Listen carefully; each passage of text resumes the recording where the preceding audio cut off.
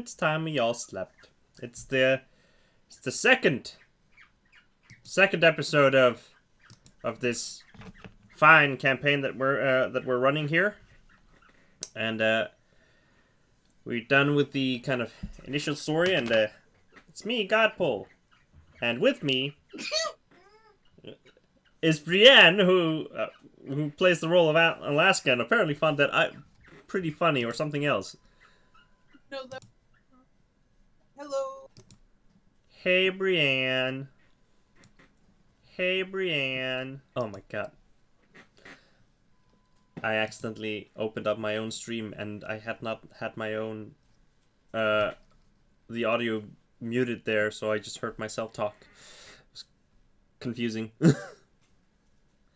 Then we got... Jeez. Godpool, I just heard... You just heard me? You disappeared, so I have no idea what you were about to say.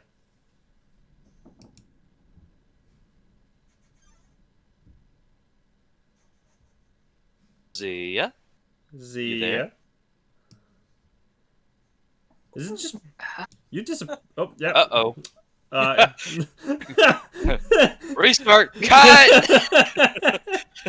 Well, in the meantime, we also got Michael, who plays the Malachi Zillman. Hello. And then we got Kellen, who plays Vincent the Scar Malone. Hold on, there is a terrible echo. No, I got it. Don't worry. That was not I'm my killing voice. it. At least the problems aren't on my side this time. No, it's my side. I fix. Okay, fix. I had to disconnect because all of a sudden all of the audio stopped. Then I just heard like 7 seconds of Godpool speaking in chipmunk and sped up.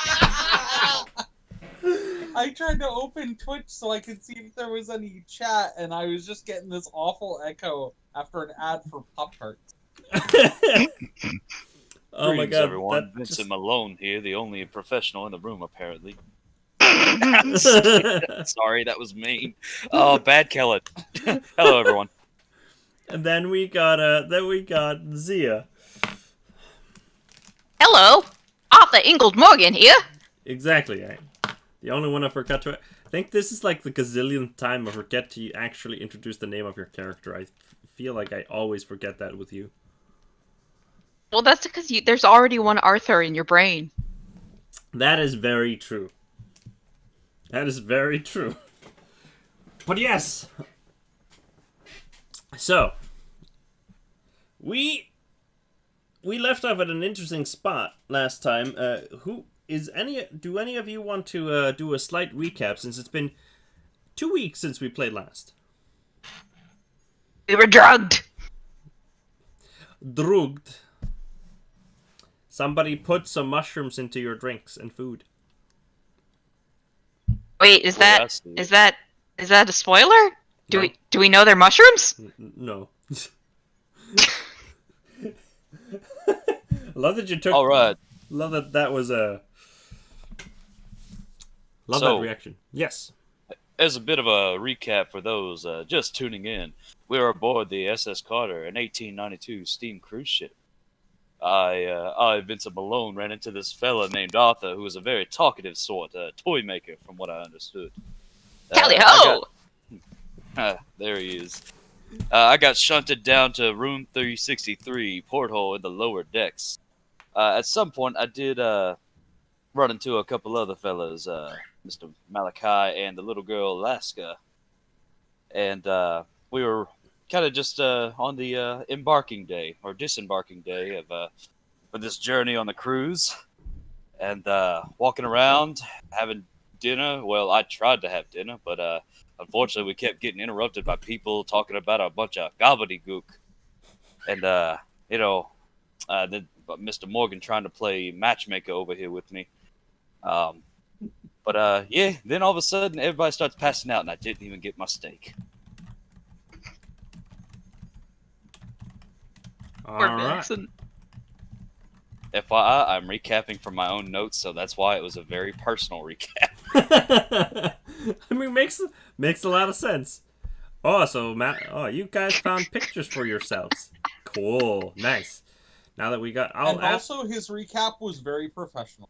Yeah, It was a lovely recap. it was My a wonderful recap. My notes include second Arthur Indiana Jones type, researching hidden city, missing ship 6 years ago, steam engine, Henrietta cursed accent, kind of sus. Oh yes, please add in the story stuff because I was playing my character and trying to get food. It makes all the sense. There we go. I've added so that people can see the people will be able to see roles and stuff like that. All right. Excellent. Wait, no, that was supposed to be like that. Yeah, sorry. There. So, Arthur, you wake up, kind of groggily, push yourself up. Your vision's still slightly blurry, and you feel a little bit hungover, and you kind of begin rubbing the side like your temple, and kind of look up. I don't drink. And once your vision starts to kind of clear up, you just kind of your jaw just kind of instinctually just drops down as you look upon what you think is the saloon. In front of you is this broken up landscape with starry skies in between the cracks of the world. You see kind of floating in between these kind of scars in the walls and ground, kind of forming these large rifts, if you could call them that. These kind of starry skies and slight weird looking clouds that kind of you can't see the full shape of as they pass past the rifts. The room itself has a slight pink, like violet hue to it, and you four are the only ones in this in the saloon right now. What on earth? Is this another dream? Oh dear! I quickly check to see if anyone's injured. Nobody seems injured. Now, as you kind of like are doing this, checking them, you begin to look a little bit around the room.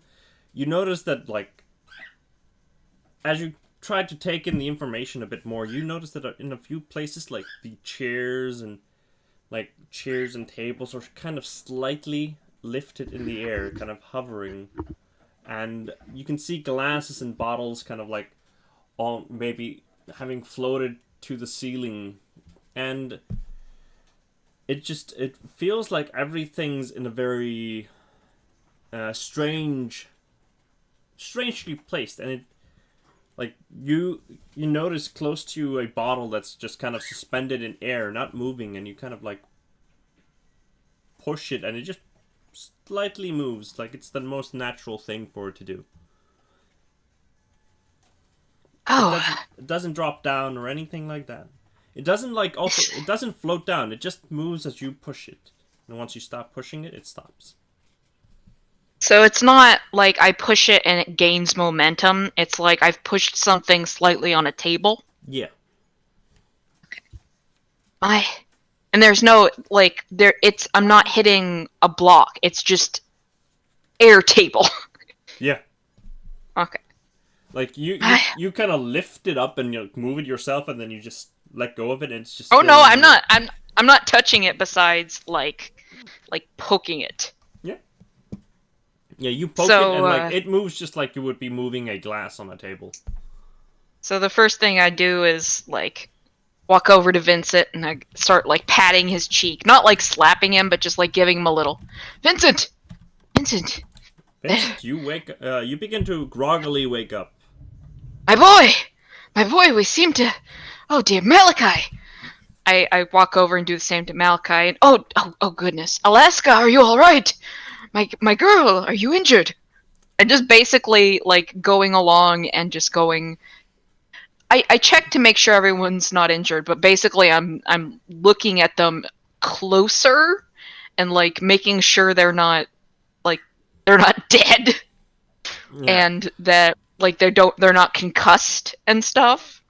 Like he probably wouldn't know too much about concussions, but like that, you know, their eyes aren't glazed over, they have the right sized pupils, that kind of shit. Yeah, you quickly glance over and you check them out and try, like, do what you think. Check as well as you can, really. And it doesn't take you long to kind of, like, determine that they probably aren't, like, concussed. They don't look concussed. They don't look like they have any injuries on them or anything like that. Should I make a roll for that? You can roll a first aid roll.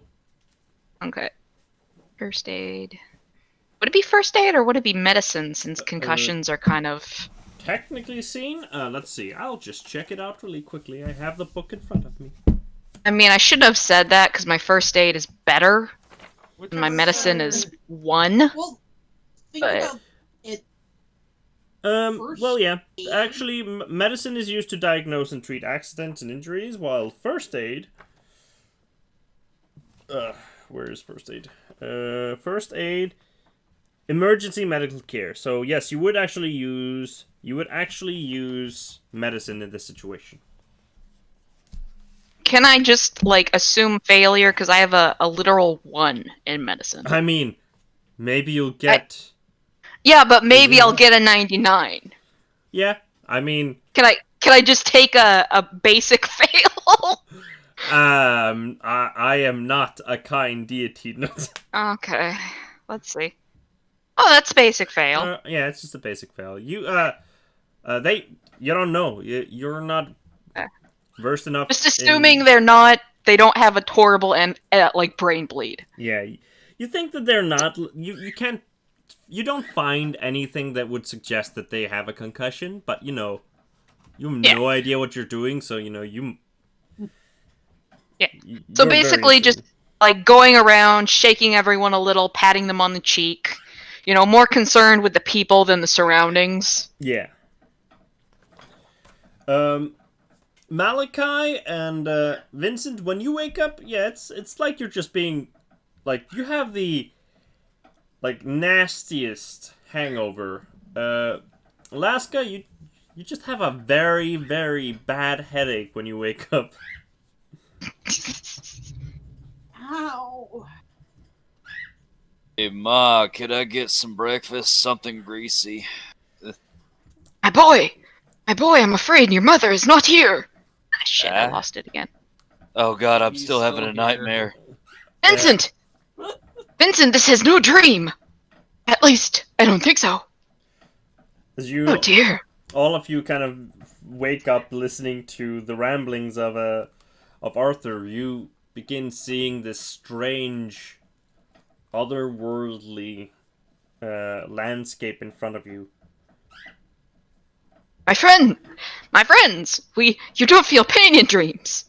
And if you are like me, you are most likely feeling a great deal of head pain. Then this must be a very vivid nightmare. I don't. If so, then my friend, fuck. And you must be in my dreams because this is not what I dream of. But if you say you are having a nightmare, then you are in. I am in your. This is very confusing. I've had dreams, but none like this. Oh God, you're giving me a greater headache. Malachi's told me about this thing that this practicing this lucid dreaming. So you know that you're dreaming, and then you can make wake up. My girl, I've lucid dreamed many times. It's where I've got the ideas of my greatest toy inventions, and this is not. This is real. I tell you, this is real. Oh god, I I look gotta. to Malachi. Yeah, Malachi sort of picked himself off the floor and is sort of looking around. You said there are things that are just hanging in the air. Yes, like chairs and tables and bottles and plates. You can see like remnants of food as well. Like they're just still in the air, like it's the most natural thing. Question: So It's like Is Vincent's steak still there? yes. It's also kind of like you're looking. It's like you're standing in a very like thin, violet fog. Everything has a slight violet tint to it. It's kind of like you have tinted glasses on while looking at everything. Oh my! So Yeah. at this point, Malachi isn't convinced that this is a dream. I'm gonna walk over and I'm gonna just grab one of the chairs and pull it to the deck and sit down and try and clear my head. Yeah, you grab it and it's like you're just moving a chair that would be on the floor, except it's in the air. It's not any heavier than it would normally be. It's not like you're lifting it. It's just like it doesn't require any more effort than like just pulling it. And I realize after I've sat down that it was probably rude for me to just do that for myself, so I go grab another chair and sort of put it down and then gesture for Miss Bell to sit if she'd like to get herself off the floor. I do. I like dust off my skirt, straighten my stocking, sure that all are buttoned up, make sure my hands are adjusted properly, and sit down with my hands folded in my lap. Yeah. Vincent, this space, like you've never seen anything like this at all, and I don't know. It feels. I mean, it feels kind of like. It feels kind of like you're still drunk. That's kind of the closest thing you would. Well, Malachi, since Arthur doesn't drink, he wouldn't associate it with it. But like for Malachi and Vincent, you both would kind of associate it like you feel like you're slightly drunk, but not like tipsy or anything like that. Like a buzz. Yeah, kind of just to remind you of that. My friends, this is not a dream, but hallucinations can often cause it. We could be having a shared hallucination, and maybe this fog. We might want to cover our mouths and or perhaps breathe through a handkerchief. I think it's a little late for that, pal. Where is everybody? Look around. As you say that and you kind of begin looking around, you see this strange-looking eel just swim past you in the air, just nonchalantly as you goes through a rift that is kind of in mid-air, past just a few feet away from you, like just goes through it into the starry rift past it. And you see me immediately like fistful grab Arthur's shirt. Did you see that? Yes, my boy. Yes, I did. Godpool, I'm going to ask you a quick question. Yes. Secretly. Give me 1 sec. Before I answer Vincent's questions, maybe Arthur is just having sort of like a brain fart moment. He's just stuttering.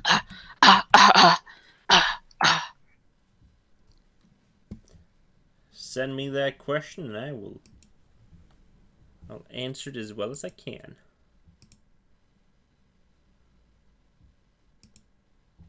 So in this moment, from Malachi's perspective, he's very sure, because he does have at least some passing experience with dreams. It's something he's experienced himself, this ability to manipulate reality in this game.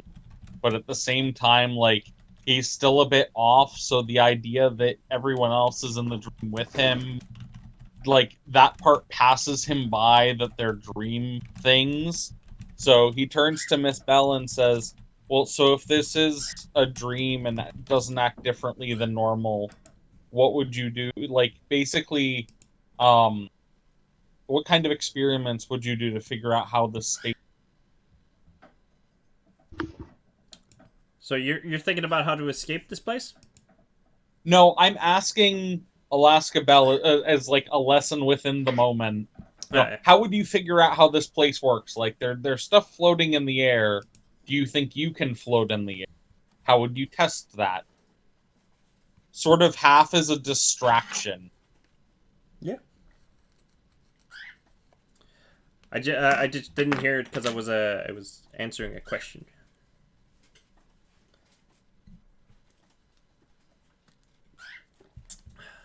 All right. Well, can you float? As he's just like nursing his head a bit. Arthur lifts one knee and hops. You hop, Arthur, and you don't float, but you don't drop really fast. You kind of like get stuck in the air. Oh dear! Oh dear! And it's not like floating. You can't move yourself at all when you like swing your arms. But you can put your feet down without any issue. It doesn't push you up or anything. Friends! I'm gonna try to get the accent back. Friends! I think that perhaps the laws of gravity might be a little askew in this place we happen to be.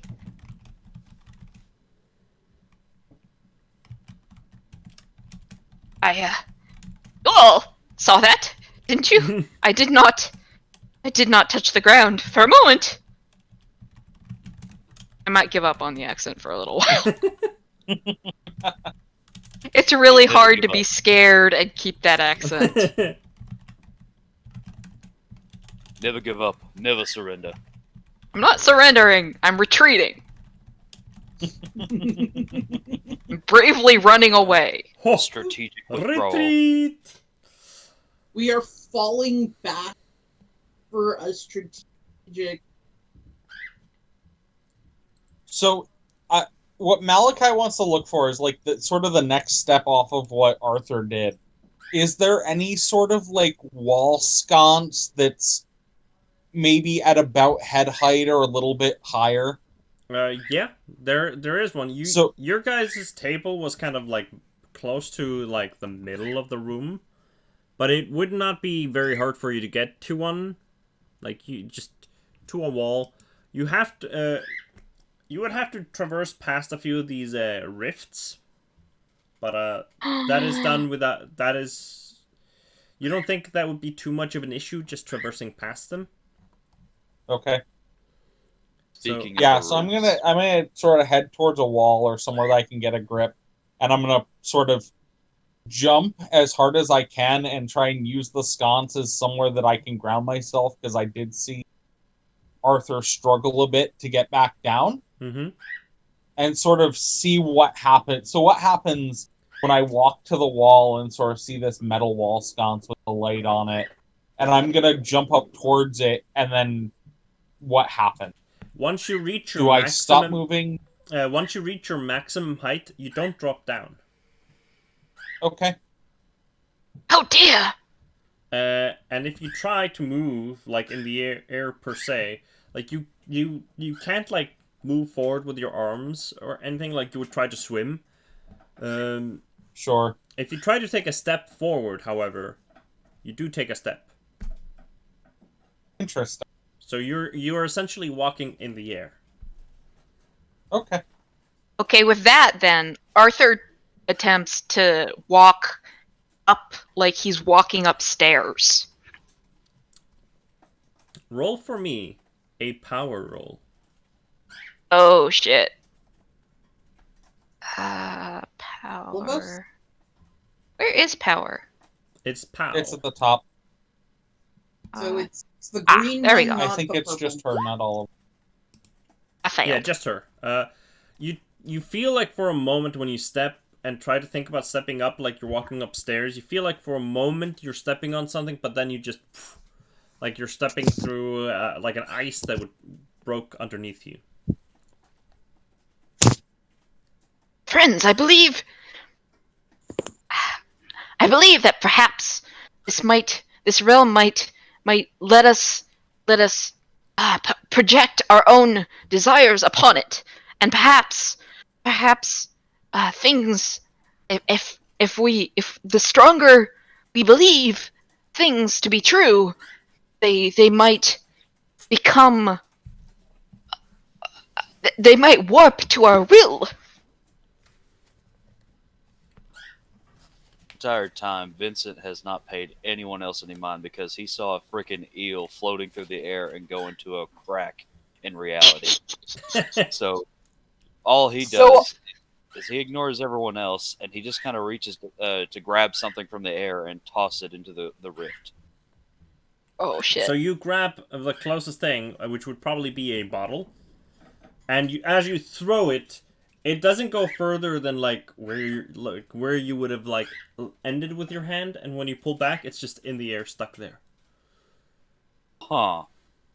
My boy, I don't think you should aggravate the creatures in the holes in reality. I do not believe that would be a good idea. Actually, Vincent, do me a favor and roll a power roll for me. Got it, boss. Oh, sorry, didn't mean to roll that one. How does... Isn't that like when you have the a disadvantage or advantage on it? I don't know. That's confusing. Let me do the other one. There we go. You succeed at least on it. So you throw when you throw it for a moment, it stopped, and you look at it very confused, and then it just moves slightly forward and drops. Huh. Kind of like it had a delayed momentum, but the power put into it is way less than you put into it when you try to throw it. I guess with that, I'll be thinking really hard about, I want that bottle to go into the... He's basically thinking really hard. Bottle should go into the rift. Alright. Because that's his thought. That's what he thought was supposed to happen. That should have happened, reality. Yeah. So he keeps imposing that thought out there. The bottle that is lying on the ground, roll for me another power roll for me. Alright. Yeah. So, you use one power point, and the bottle on the ground, slowly begins kind of moving towards the rift, the closest rift, which is on the ground, but it kind of begins to roll abnormally, just towards it as you think this, and it drops into it.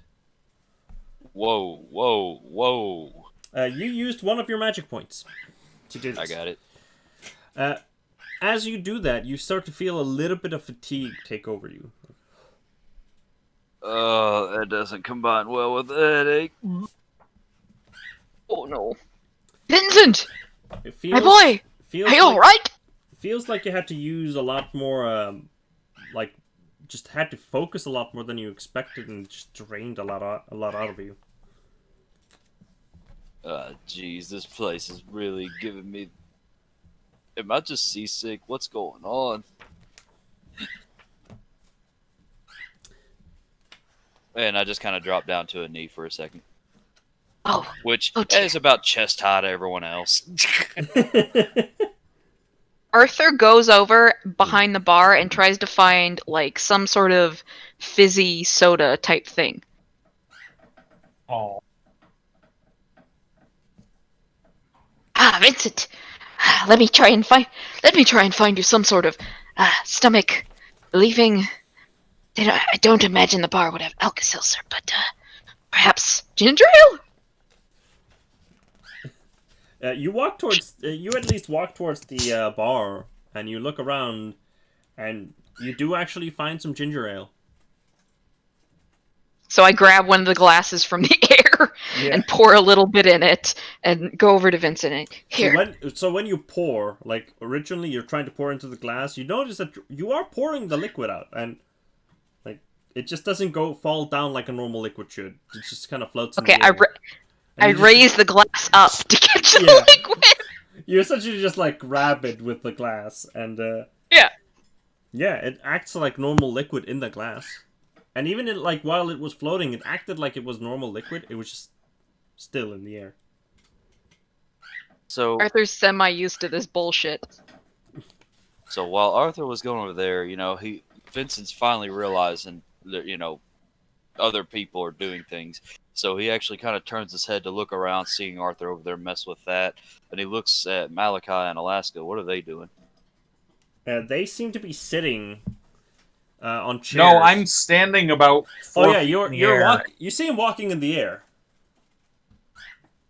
for like a moment, and then he stops to kind of think. Well, don't see that every day. I would like to, Belle would be imagining very hard wearing pants. Wearing pants. Yeah, she's not allowed to wear pants. You think really hard, and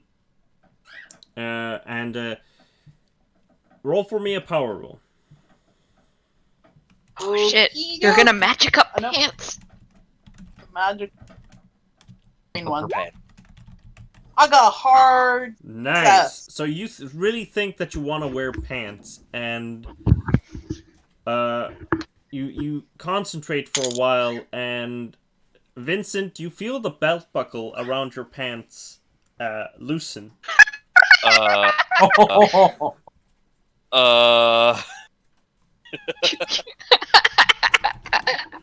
It's not even Arthur this time. Yeah, and you feel them loosen up and begin to pull down, and if Grab against and try to hold them up. you grab him, and you feel like it's a decent pull.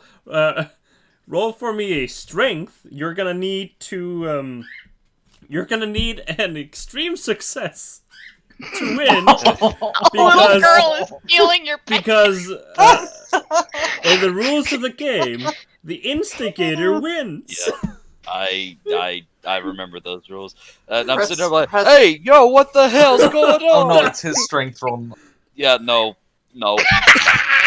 Yeah, you try, and like as you try to hold, like your pants are pulled from under you, and you just fall down to your back, and like the pants go off in one motion.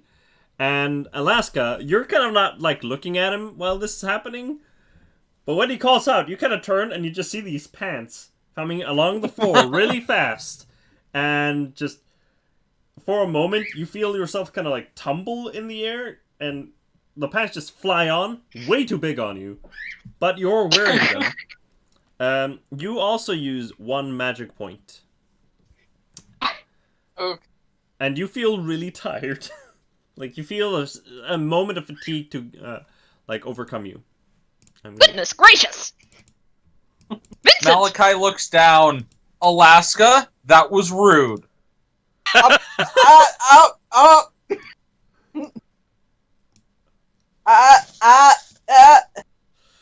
My dear, when I said that you should use your imagination to do things, I did not mean undress Vincent. Hey, yo, I am way too old for this. Give me back my pants. I must protest, dear. This is quite inappropriate. I And give then him back his pants. And it's probably like the classic, like the stockings that have the, like attached to the knee type thing that they would wear. Yeah. You know what I can't think of what they're actually called, but just like what a lot of guys would wear that back then. And so that, and just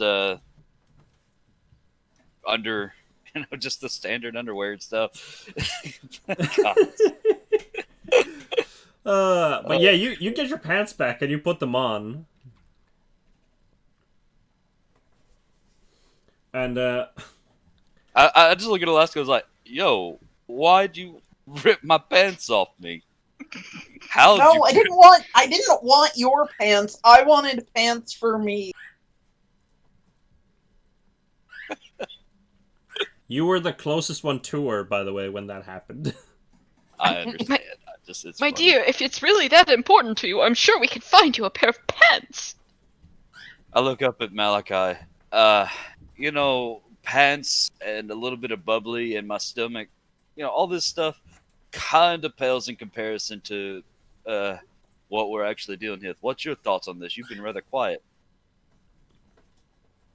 I don't know. Seems like a dream to me. As Malachi heads towards a wall to assist himself back down to the floor. My friends. Yeah, so you pull yourself down without any issue. Yep, basic.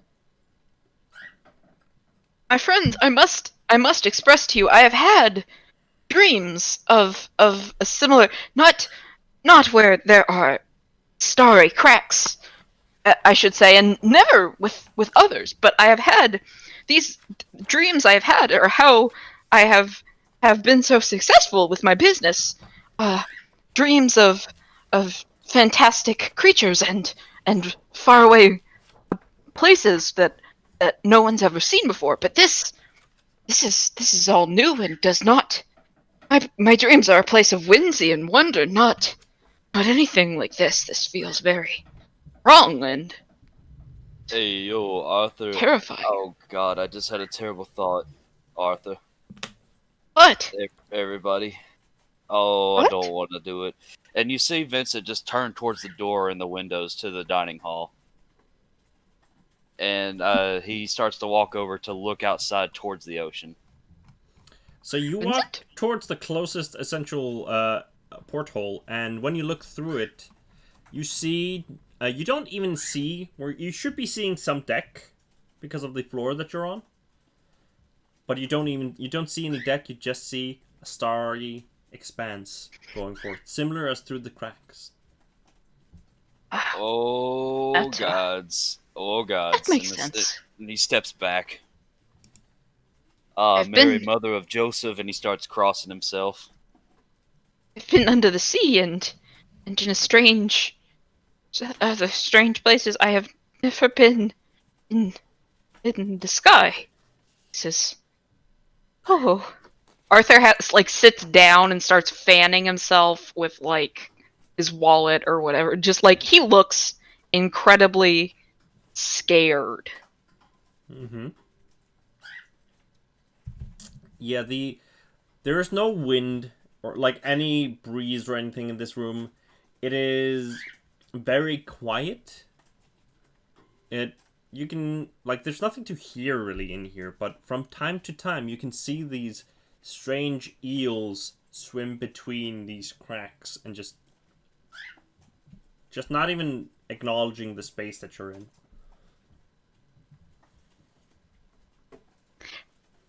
Do the eels look carnivorous? They kind of remind of standard, just kind of remind you of standard eels, but they have kind of these scales of not rainbow-like colors, kind of on the similar spectrum as the tinted air around you, kind of violet, and they kind of So an oil spill kind of a thing? kind of similar to that, yeah. Okay, but that didn't answer my question. How big are their teeth? They're not very big. Okay. They you feel like if you would have to grab one, it would not be an issue. Okay. They are easily grabbable. They might be very slippery. Well, that was my concern. I explaining my thought. If they don't have huge teeth, that means there aren't they might be the primary predator. Yeah. They haven't shown any hostile actions towards you or anything else. They don't even seem to just notice you, as far as you can tell. Hey, Malachi, you said this is a dream, or you think this is a dream, right? Sounds about right. All right. So, which one of us is the dreamer, and who all is the fakes? Because I feel like this is my dream or nightmare, but that doesn't make sense. I'm pretty sure it's mine. I was thinking about just going back to. But My friends, I believe we should all work under the assumption, if you would like to believe that this is a dream, work under the assumption that perhaps all of us are dreaming, and that way, I just think it would be a very bad idea to accidentally hurt someone under the guise of believing they are not true. Arthur, are you thinking about hurting one of us? No, but I was very worried that one of you may uh it I have heard many people speak of doing horrible things in their dream. When I was researching my dreams, doing horrible things in their dreams because they could, because there was no consequences. Vincent hauls off and slaps himself. Oh dear, that is not what I meant at all, Vincent. Hey, I'm not hurting you. I'm just trying to wake up. That could be my dream. You slap yourself, Oh, sorry. Vincent, and you don't feel any less awake than you did a moment ago. Oh god, my head. Oh god, my brain, my head. This is what I was hoping to avoid, that kind of thing. Hey, I avoided doing it to you. See, it's not your dream. Or wait, maybe it's my dream. If it were my dream, I might want to throttle you though. See, that would be the kind of thing that I was speaking of. The hurting each other because there is little consequence. I would like to not do that.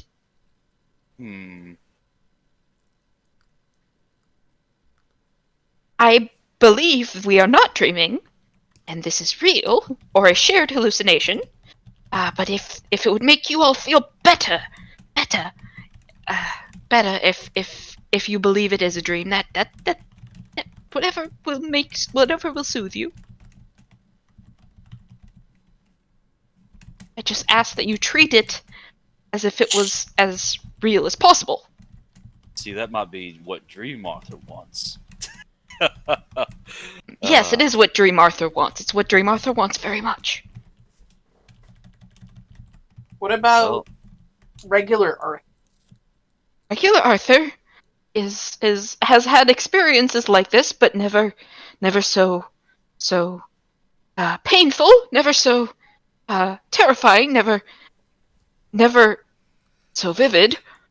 Vivid is the wrong word, but regular Arthur has never had a dream that does not feel like a dream, and this does not feel like a dream.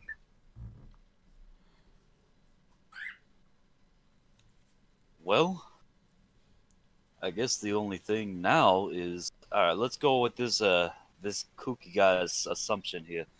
How come it's just the four of us? Where the hell is everybody else? I cannot answer you. I do not know. Perhaps we should look around and see what remains of the ship. What possibly, if anyone else is here or needs help. I would ask you to please be careful of the rifts. You don't, even if it is a dream, you don't know where they go, so it could make your dream worse. Right now, Vincent has demonstrated, everyone has said they feel some pain. Right now we are not in danger, per se, but seeing as the eels go into the rifts, you don't know what else is on the other side of them. So perhaps we should go look for others like us, and perhaps supplies, for maybe dealing with the pain, some aspirin, some. None of you feel hungry at all, or thirsty. You mostly feel those that spent magic points earlier. They feel slight fatigue overcome them, but other than that, Perhaps find a nice bed for you to rest. I'll be fine. Malachi, what do you think? Or Miss Alaska, you've been rather quiet and calm, and that's very unlike a child. Okay, I'm back to feeling like this is a dream. I I I look at Malachi. It's like you're an adult. You fix this situation. No, I gesture back at you. I've said a fair bit. What do you think? What experiences are you having? I don't like. I don't like. I'd like to go back where we're not trapped. Say, looking around. Can I have you? I look to see if Malachi has his hip flask full of alcohol. Like, do you have? I'd like some. I just hand. I open it. There's a drip left. I tip it upside down. I'm licking the rim. It's like, this tastes horrible. Oh dear. Oh dear. Miss young miss, that will not help any pain you feel.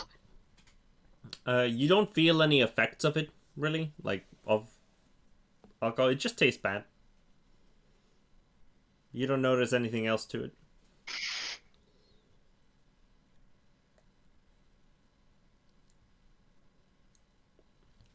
I reach into my pocket and I pull out a lollipop. They're your favorite. I will stick that in my mouth. Perhaps, young miss, we can find you some pants. Arthur says, and he does that arm thing where it goes up like a check mark. Hey, G, are the like doors that lead to the outside, are they unlocked? There are doors. You can see a pair of doors that would lead to the outside. You haven't tried them yet. But if you want to, you can try. I'll, slowly jiggle the handle and see if it'll open. I'm not like trying to burst it open because I saw what's outside the window, but I just want to see like if I can crack it and see what I see, if it's any different. You kind of crack it, and as you're kind of like hoping to get outside, you push it open, and it does open, and it leads onto the deck of the ship. And you kind of look at through the porthole next to the door, and you see into the starry space. You look through the door, and you see the deck of the ship again. Is there ocean again, at least? There is actually ocean that you see. Strangely enough, the ship seems to be slightly tilted, although you don't feel it. It doesn't feel like you're standing like in a ship that's tilted a little bit to the side. It just feels like you're standing on even ground, and you're looking on like this very crystal clear, not even like a ripple on it, this pink-like ocean that just goes on, and you kind of look out as you look forward, and you just see it go on for ever. Really, you don't see an end to it. You do see like these slight mists of purple like colors just float around, different hues of purple, really, just around like the edges kind of the ship, but like as far as you can see, there's ocean in front of you. I beckon the others over and I open the door wide. Is the ship like broken in it? Like, can we see the reason it is tilted? Does it look whole? Once you step outside of the saloon, all right. I'm gonna write down here something for me. And the way I'm imagining the way he's describing it is like an MC Escher photo. It's like we're on an even plane, but when you're looking at the ship is tilted, kind of thing. Yeah. That's the I'm way just wondering that's how it's imagined in my head. So that sounds cool. That is how it is. Like when you go outside and you kind of look around, like at the deck of the ship that you can see, like from the entrance of this, from the exit from the saloon, and you're looking around, it doesn't look like the ship is damaged at all. You do notice now that you're outside and you can kind of get a better view of everything. Like, there are a few rifts on the outside of the ship as well. They don't necessarily seem to coincide with where the rifts would be inside. And there are also a few rifts kind of in the air around and, like, on the water surface at some points. And Do the rifts, like, does water pour into it? Does the water have any physics with the rifts? no. It kind of feels like they just, like, the water's there and they, like, if you would imagine that the water is just kind of this flat surface and they take a sticker just put on it. And, like, the water doesn't even interact with it in any way. Does the ocean move at all? Like, does it have waves? Is the ship rocking at all? Nope. Completely still. So I want to look around for. They probably have them on the edge of the railing, but the life floaty rings that are attached to like 100 feet of rope. Yes, you would find one of those pretty easily. I want to snag it with the rope. I figure with funny gravity, having rope will come in here. Yeah. You would be able to get a decent amount of rope, at least like somewhere around 50 feet worth of rope. Perfect. Ah, good idea. Perhaps we should also find life vests. So when you remove the the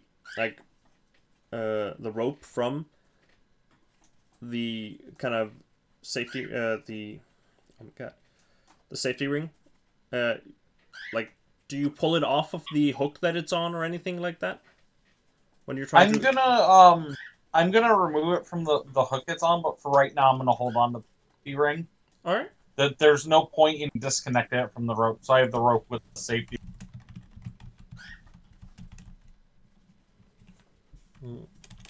Alright. Still no people out here, right? Yep.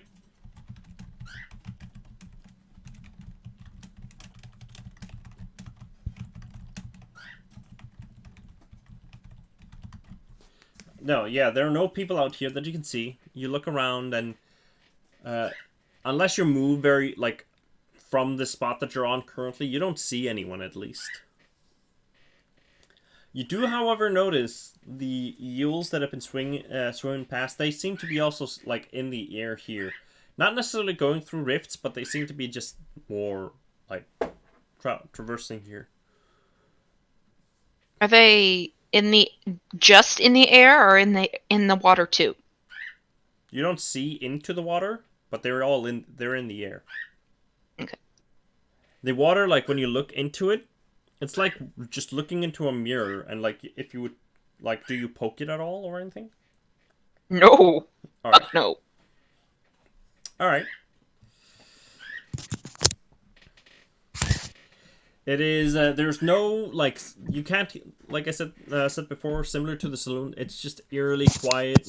Like, the only sound you can hear in between is when one eel would be swimming close to you, past you. You would hear, like, slight rippling sounds, like,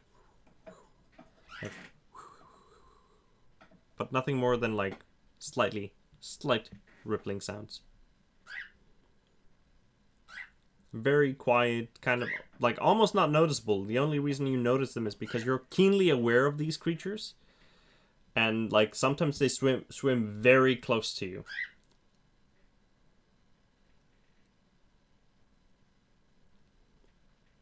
Okay, which direction would we want to go on the ship? You can go both left or right. Going. Well, I know, but like, where, like, what would be a good area to look for anything? Like, would we want to go look to see if the captain's still there? Would we want to go look and see if, like, there's the medical office is That's kind of up to you pillage guys. that? There I are- know, I'm asking! Well, if everybody else is feeling effects and this is not a dream, likely the medbay would be a likely place, but and probably more accessible. I'm just guessing though.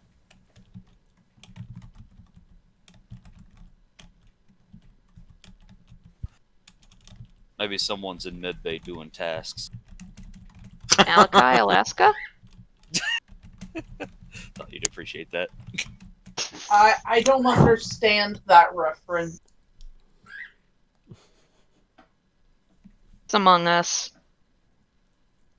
Um, What do you guys think about where we should go?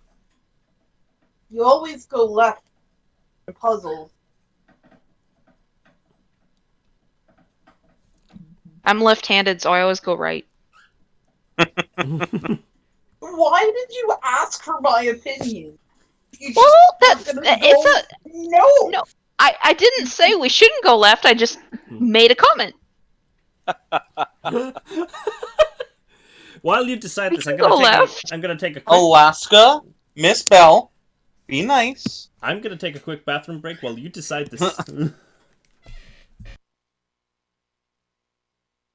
Anyway, my question is like, where would you like to quest, basically? Because I don't know. It seems very strange, and like there's not really a direction you'd want to look first. You know? I mean, the med bay would like, if nothing else, the med bay would be the best idea because we could get like bandages and shit.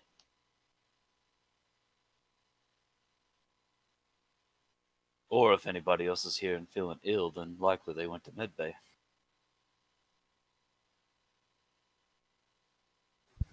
That's my logic behind it. Plus, it's usually hard to get to the captain kind of thing. Granted, we're dealing with unknowns, lots of unknowns. Still, Yeah, I just logical. figure the captain would have like the most, you know, shit to loot. I went to steal a captain's hat and his keys.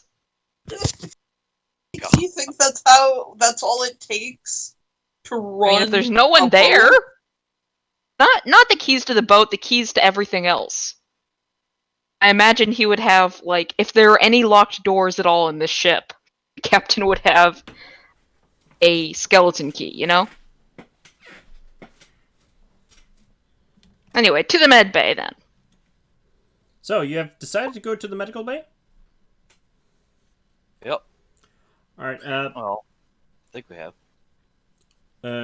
when you all kind of like walked around and checked out the place beforehand, you did notice that there is a medical bay.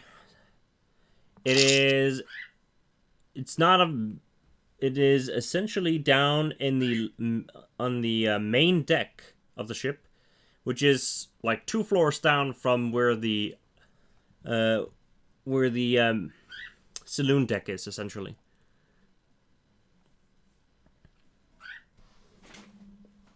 You would have to take the stairs down, which is not a big issue. You can either go and find stairs on the outside on the deck, or go through the saloon. You know that there should be a staircase down in the saloon, at least to the upper deck, and then you could go down there to the main deck. And we'd probably more likely run into people on the inside than the outside, at least based on the moment. And looking, since we're on the deck and can look up and down the long ways, and there's no one there. Currently, like mostly what you're looking at, you can. So, if the ship is essentially like on the flat ground, the tilt of the ship to the ocean is about like a 75-degree angle. Like, it's very tilted.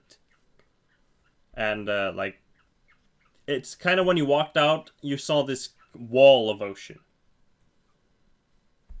Just just tells you that on the other side you would only see sky, per se, unless you would look down from the railing. Just to give you an idea of your current, where you are on the ship. Essentially, the right side of the ship is what turns towards the ocean, is on the where the wall of ocean comes, essentially, on the left. Wait, is the ocean vertical to us? I'll just draw it up here on roll 20 to make it. Like- You keep saying wall of ocean. I'm not sure I understand. All right. Is it- So if the ship is kind of like this here, is the ocean essentially is. Wait, where can I get? So it is tilted kind of like this. Except a little bit more than that. Let's see. I'm going to fix that a little bit. Oh, cancel. The tilt would be kind of like... Yeah. Hold on, I had to refresh roll 20 because it wasn't showing it. I'm going to put a new line. I had a feeling that's what you meant by it. God. So a wall of ocean essentially is because when you look up, it's like just a giant wall. Yeah. It's kind of like this. So it's So what you're saying it's is we're diagonal. Yeah, it's kind of like this here. And you would be... I'm going to go back into the drawing. So is the ship itself? You are essentially on this here side, where the X is. So we're close to the big wall. Yes.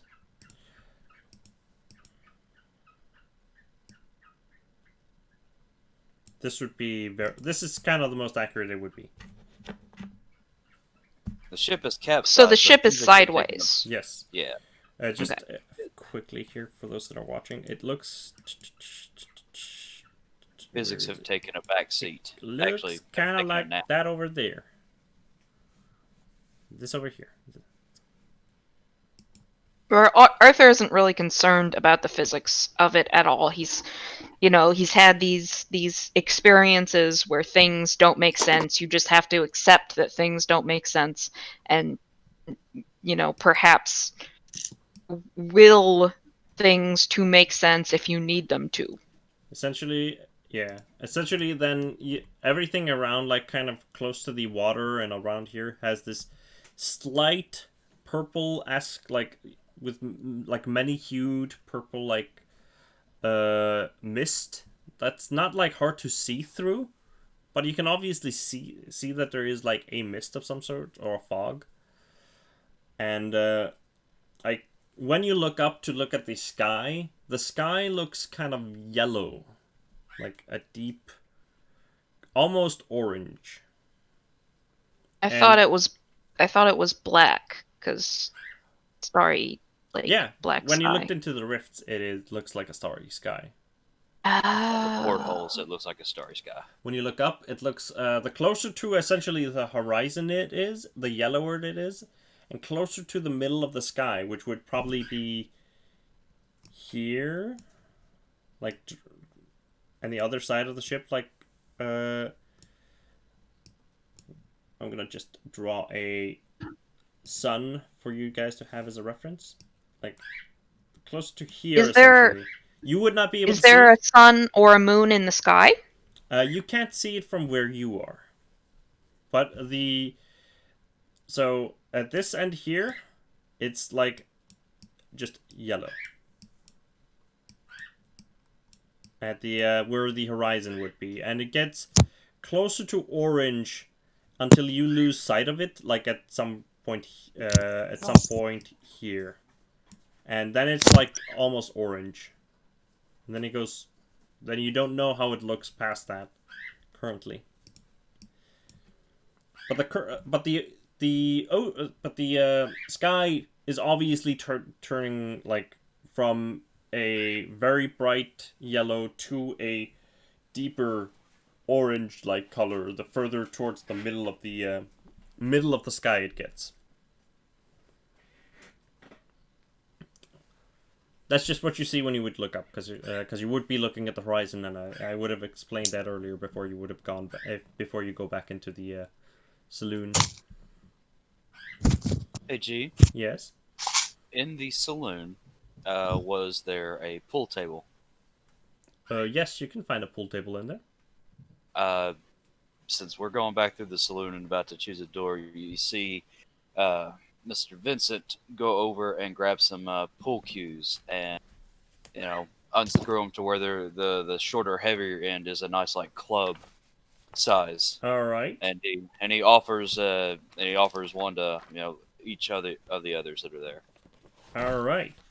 Listen, I don't know what's going on, but if anything is kind of crazy in this ship, then I'm not going in empty-handed. So here you go.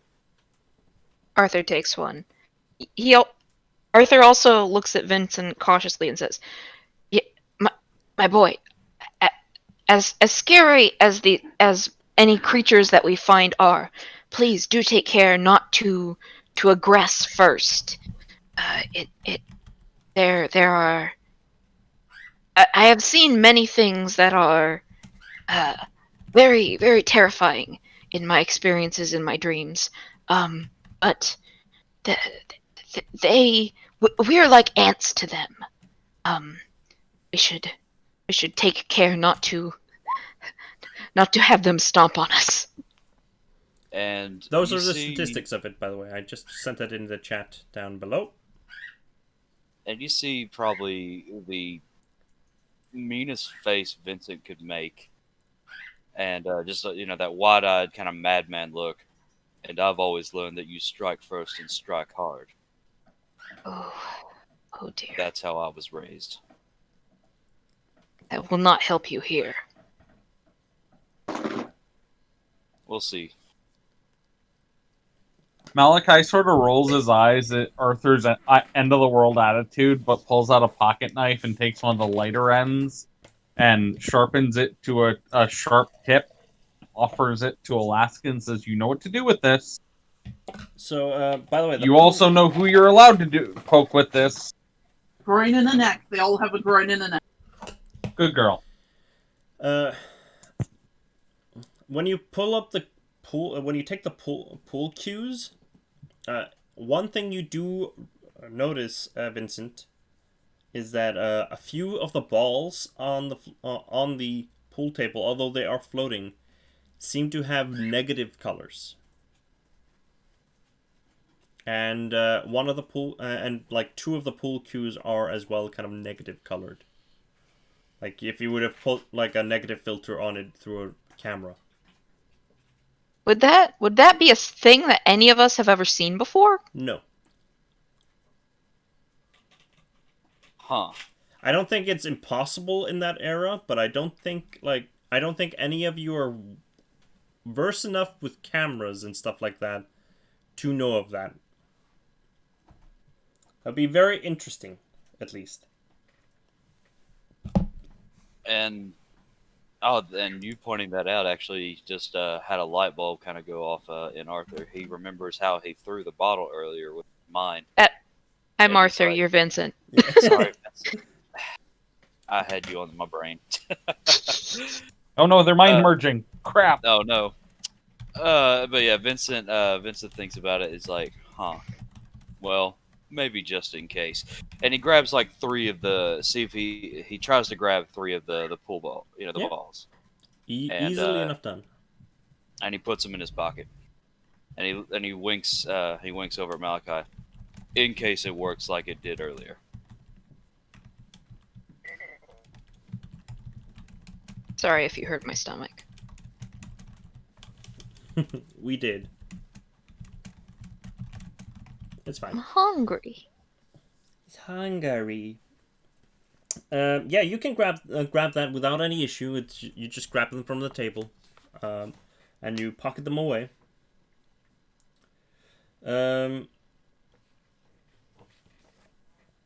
You all begin to kind of wander back towards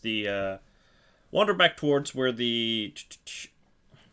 Can I put the map on here? I'll figure that out for later. But you start wandering back towards the back of the room where you would know that where the staircase down. You're kind of towards the middle of the ship. That's where the entrance to this saloon area was, at least.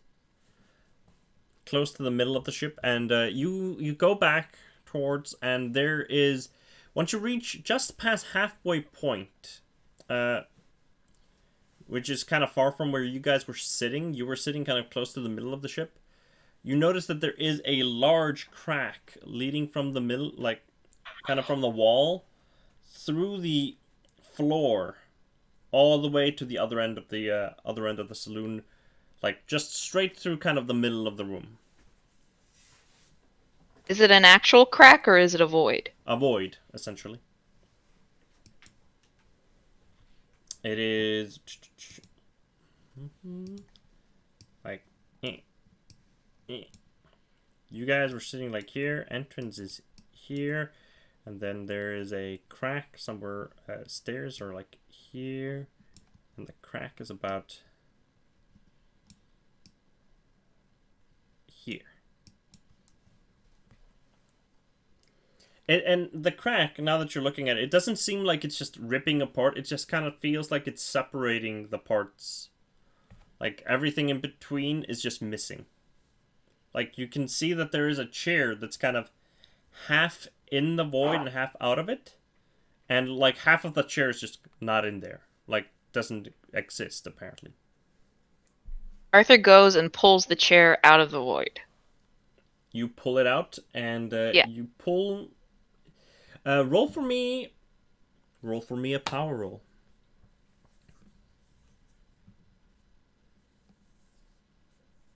But all I'm doing is pulling a chair.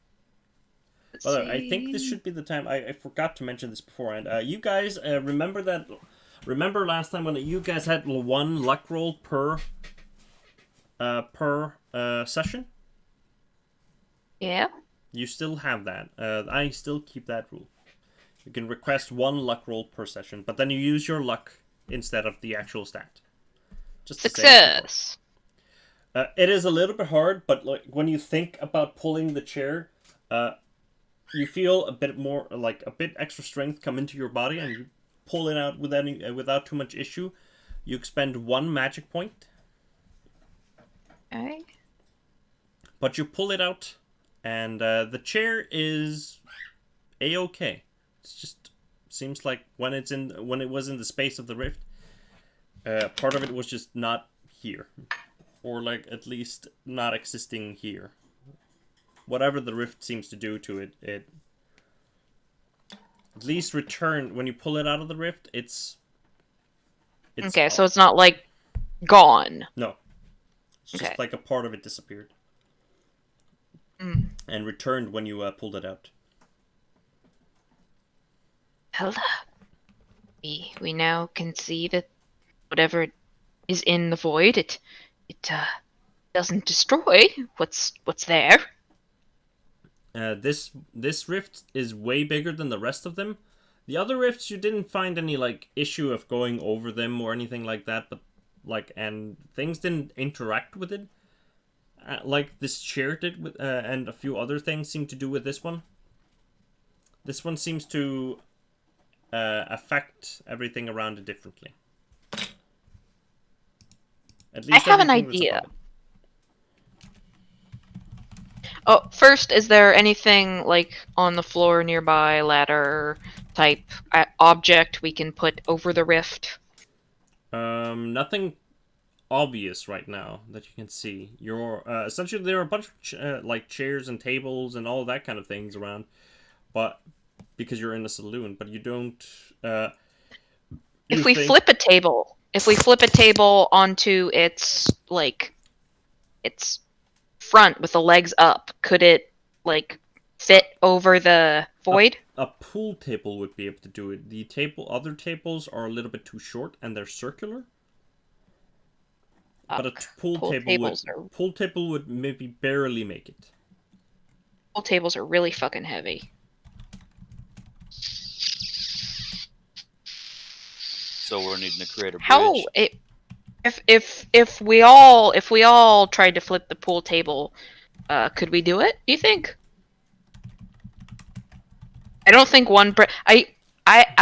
we used to own a pool table. There's no fucking way, like without breaking it, that one of us, even someone as strong as Vincent, probably could do it. Because someone would have to brace it to make sure it wouldn't snap. Well, it's not a matter of that. It's a matter of like breaking it in a way that it doesn't fit across the thing anymore. Because if it snaps in half, we're fucked. Hey Malachi, that thing where you were floating in the air earlier, do you think we could all do that and just simply go over? I mean, if you'd like to go first. That gives me a good idea. That gives me a really good idea. Arthur goes. I've still got the rope in the inner tube. Yeah, you still got the rope and everything. So first thought would be, does the void go all the way up to the ceiling? Can we, the crack chuck goes the inner tube up through the air and see, like, does the rope cut it? Or does it, is there some height where we see the rope start to drop and then it vanishes? Like, we could try something like that. Mm-hmm. Wait, the void goes all the way. The void goes up. I thought it was just on the floor. That's what I'm saying. Is I don't think we understand if the void expands in the air. Yeah, the crack itself goes kind of along the floor and up the walls, like halfway. Oh. But it seemed to encompass the chair that was like still standing upright. Like it was not. I have an idea. Mm-hmm. What if we walk on the wall? What if we manage to pass a roll? Could we walk on, like, gravity already seems to not, like, we're walking on a tilted surface. If we pass a roll, could we walk on the wall? Or the ceiling? Possibly. Or the ceiling? From what you could, from your previous, like, what you've been able to notice, at least with Malachi's experiment earlier, you don't think it's impossible. I'm scared to try. God. Like, the rope idea is good, but also very scary. Vincent puts his foot on the wall and tries to walk on the wall. Alright, roll for me a power roll. Well, here goes nothing. Oh dear! Oh! It's a power check. It's a power check. Sadly, no check mark. But you think for a moment. Oh, but that gives me an idea. Can we give, since it's an extreme success? Can he carry Alaska? He could possibly. Yay! But he thinks for a moment, and Vincent, you think for a moment, like, all right, I want to step on the wall, and you step on the wall, and you try walking, and you don't notice yourself falling or anything, and you kind of like. Open your eyes properly to look, and you just look down, and you're walking on the wall. It feels like you're still standing on the floor. It feels like they are on the wall now, and that you're on the floor. Your perspective seems to correct itself essentially for you. I just kind of looked down at him and was like, "Well, that worked." Good show, my boy. Fantastic idea. As like you don't even feel that you need to think about it anymore after you've stepped on the wall. You think that you may need like to think really hard to change the perspective, but I test something kind of funny. I test something kind of funny. I'm like, you actually see the very rare one of these smiles pop on his, like, it's barely a grin, and he jumps real quick, like just a small hop. You jump, no. and you are still on the wall. Oh, that's awesome! Huh. Well, after you, fellas, or does anyone need me to pull you up here? Oh, Vincent, take the girl. Take the girl. It's Alaska. Here. So you put your hand towards Alaska, and are you gonna assist Alaska to get on the wall? If she can't stay on the wall, then I can just simply carry her. If that is okay with you, Mr. Malachi. So, what kind of roll is it? Is it power? Oh, it's a strength, power. wasn't it? No, it's a power roll if you want to try to walk on the wall. I will try and walk. All right. So, yeah, Nice! you make it.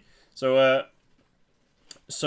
like Vincent grabs your hand and try to kind of like help you in case you fall, but you manage to step on the wall without any issue, and you feel your perspective kind of shift and you're standing on the wall without any issue.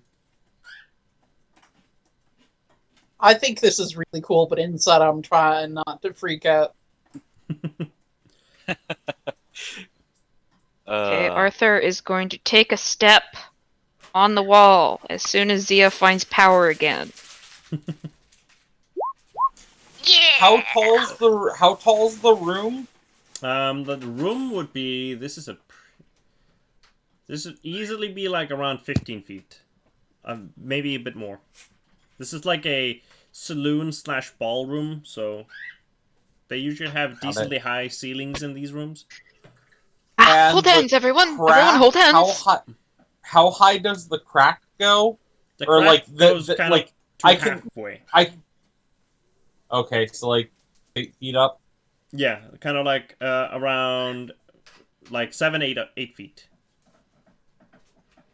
So I'm gonna do something similar to what I did in the other room. So look for a wall sconce or something. Yeah. And I'm basically gonna jump in the air, grab the wall sconce, stand on it, and then jump again, and then like just walk across from there.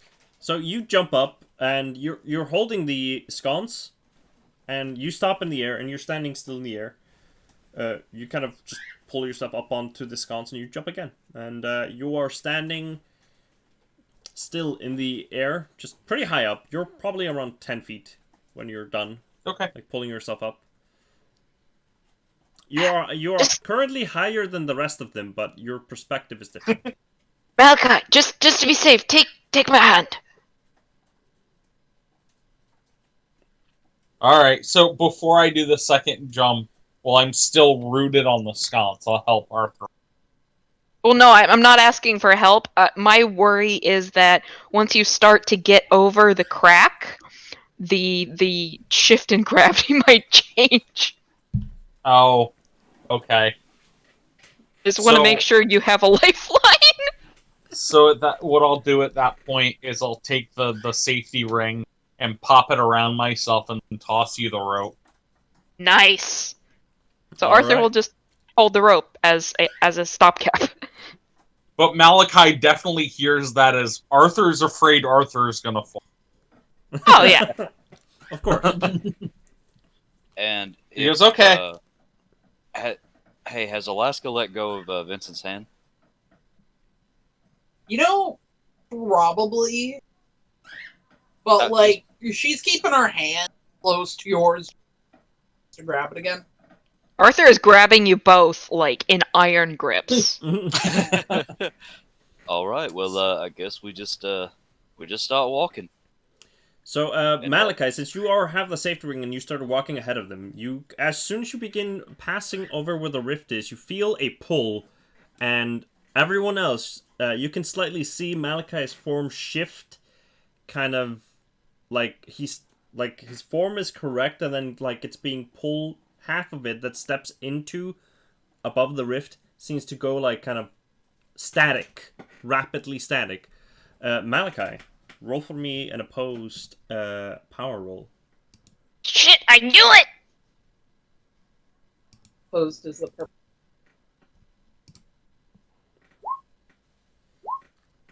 You do win. Nice. You win. I only had a hard success.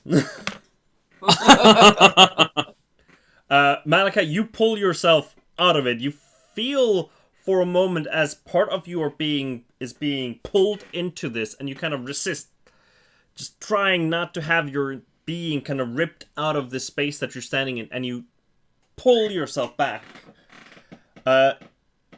Your focus for a moment. Careful, guys, that sucks. Your focus for a moment falters. And you can feel that, like, you don't really drop, but you go down, like, when you kind of back out, when you pull yourself loose, you kind of back down a few steps, and you are about 3 feet lower than you were before. When this happens to Malachi, Arthur squeaks. Like, legitimate. And Vincent probably reaches out to actually snag the rope from Arthur at that moment. That same moment, like, he doesn't actually pull at the time, but he definitely reaches and snags. Yeah, you Malachi can feel, like a slight pull on the rope, like when you snag it. But yeah. At that Malachi, roll for me a sandy check. Okay. First one of the game! Yes. I'm surprised Arthur hasn't rolled like 4. No, Arthur's used to this shit. He's just very, very concerned because it's not Wait, like no. anything he's ever Really? dealt with before. Don't worry, Oh no. Yeah. there will be moments where he will have to deal with Sandy. Oh boy! Oh yeah. Nice, Nice! roll! Okay. You only suffer 1 point of Sandy damage. For a moment, as you kind of like collect yourself there, for a moment you swear that you saw into something strange, but you can't really recollect what it is, and you just kind of brush it off. Okay. But yeah, when Arthur squeaks, Malachi's reaction is to like, something happened to Miss Bell. Oh, it was you. Never mind. And what? It's a natural reaction. I just since I just gonna hey yo Malachi, you all right? I'm good. Keep going. And then I'm gonna try and get to the floor as close as possible to the wall, just so if something happens, I can help get them down. So you want to be as close to the wall as you do you want to go down as close to the floor? Once I'm on the other side of the rift, I'm gonna go for the ground. All right, you basically are still at. You had to back out of the rift when you succeeded the power roll. So you're not standing in the rift. You're not standing in the rift. No, right. You had to back out Right. of it. Oh, I couldn't pass through it? No, you couldn't pass through it. You felt something kind of like pull you in violently, and you like instinctually backed out of it. Oh, I thought you said I made it through. No. Oh. So it's a very shitty example, but you know when you're like vacuuming something up with like and like it doesn't really want to go into the vacuum? It's kind of like Yep. that. Okay.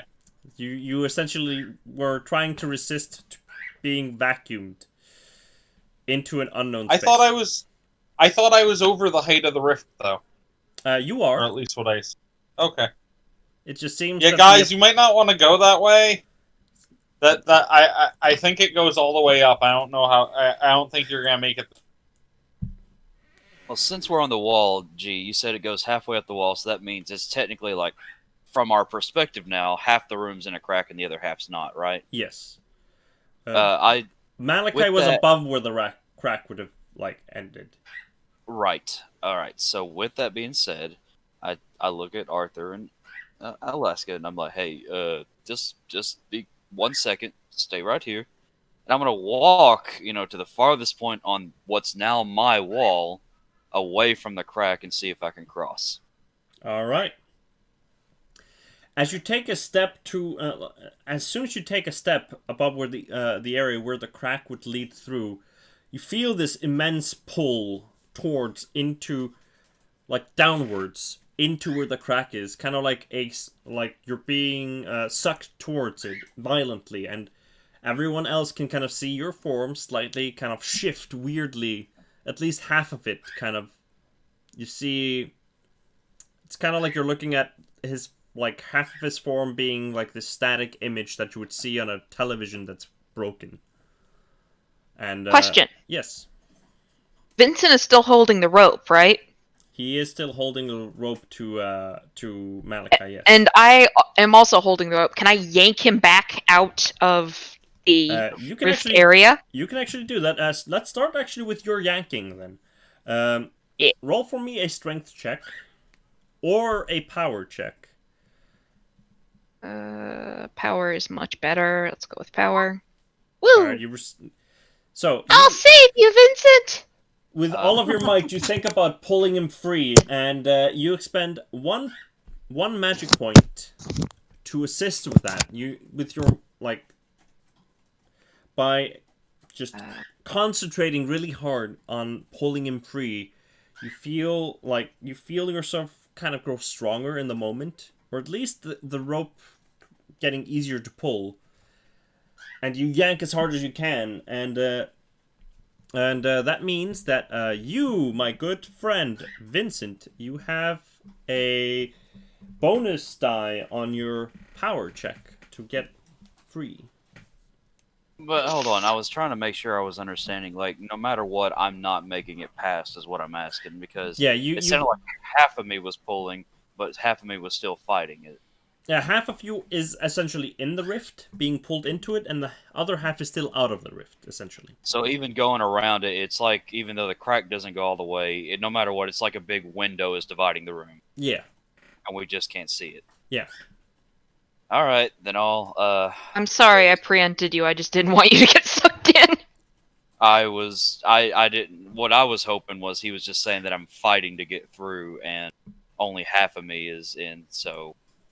Like, what is essentially happening is, like, when you step into, like, when you're trying to pass it, an extreme force is pulling you in one direction, like, towards the opening on the ground. Like a sand trap. Yeah, and you're trying to essentially not go into that, and the only safe spot to go, because you can't really jump through this to reach to the other end. The distance is too far, essentially. And it feels like half of your body isn't in the same reality as the other half of your body is. So you're just trying to pull yourself back into the same reality as everyone else is in. okay, no, I was just making sure that I was understanding that I was still on the wall and going through. It's just like one half of me was trying to get sucked in while the other half's going through, kind of thing.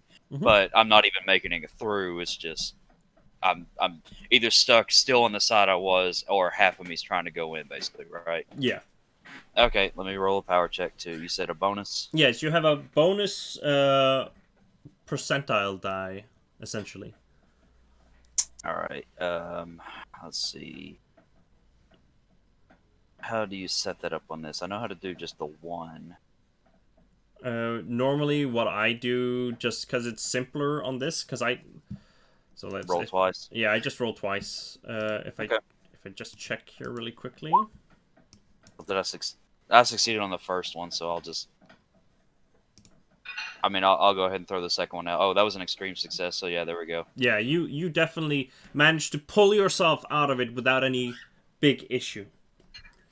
I think when you roll the one, like the purple one, you get the bonus dice. I think, but it doesn't really match, so I'm confused by it. Yeah, it looks kind of weird, so we'll just roll twice. Yeah. But as soon as I feel the rope pull and I see what's happening, I come back through and I look at Malachi. I'm like, oh, well, first Arthur, thank you there. Hey, old Malachi, it's not just from your perspective. Even this perspective, it's not working. Do me a favor and roll for me a sanity check, Vincent. Okay, you got it. You feel as if you. Really? Oh no!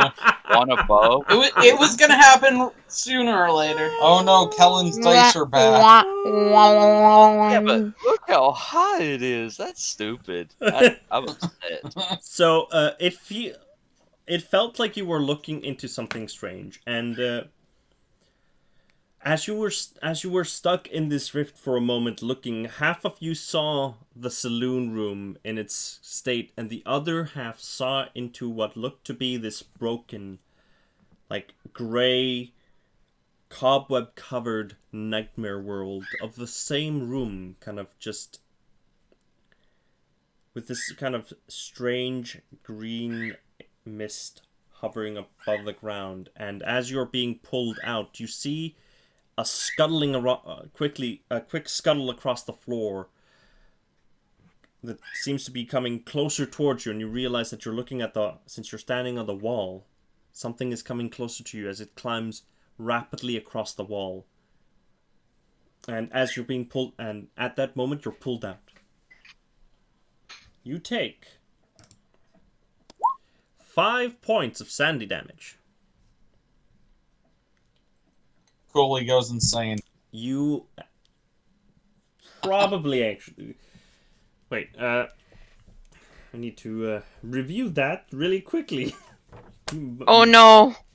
God damn it. I think 5 Gee, points is re-roll temporary it, you insanity, right, guys? Unk.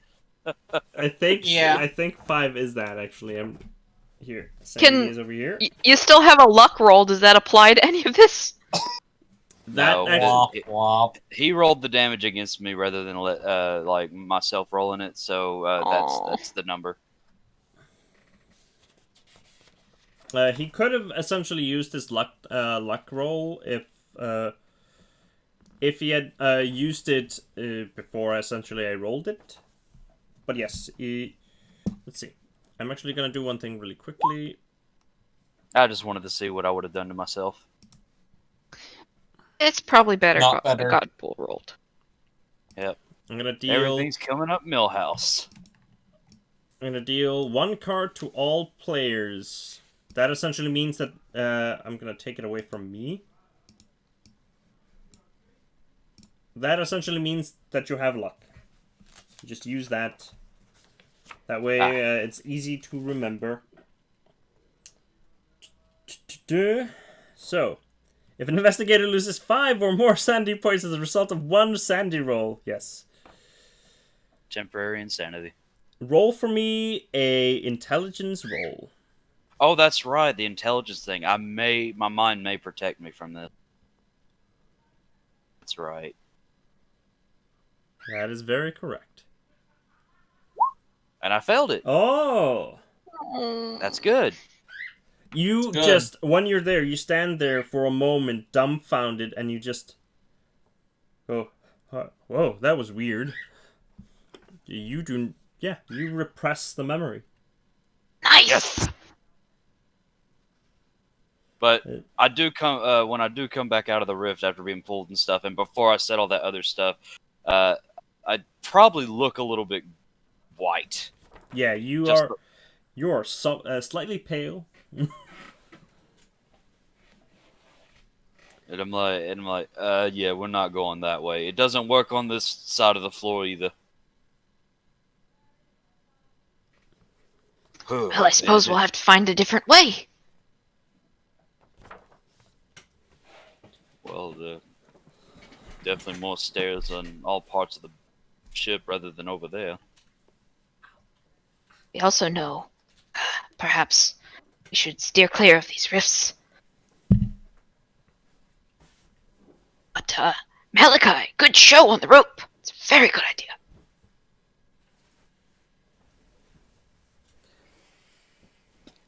Uh-oh. Vincent, You guys hear us? now we do. Now we do. can. Okay. Malika, when you look back towards the kind of nervously towards the rift in the floor, you feel this kind of shiver down your spine. Don't really know why, but something about Yeah, these I'm rifts good. unnerves you.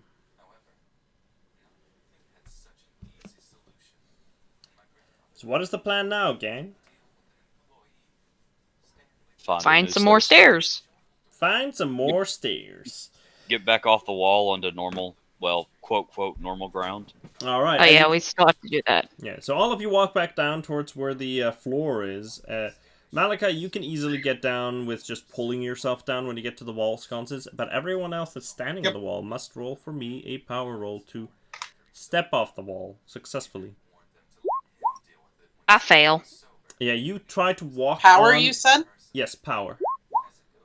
As Alaska just steps off the wall without too much issue, it's slightly weird, and Vincent does so as well. It's slightly weird when you feel the perspective change, but when Arthur steps, you just see him for a moment, like, expect kind of to step up, off. Wait for a moment.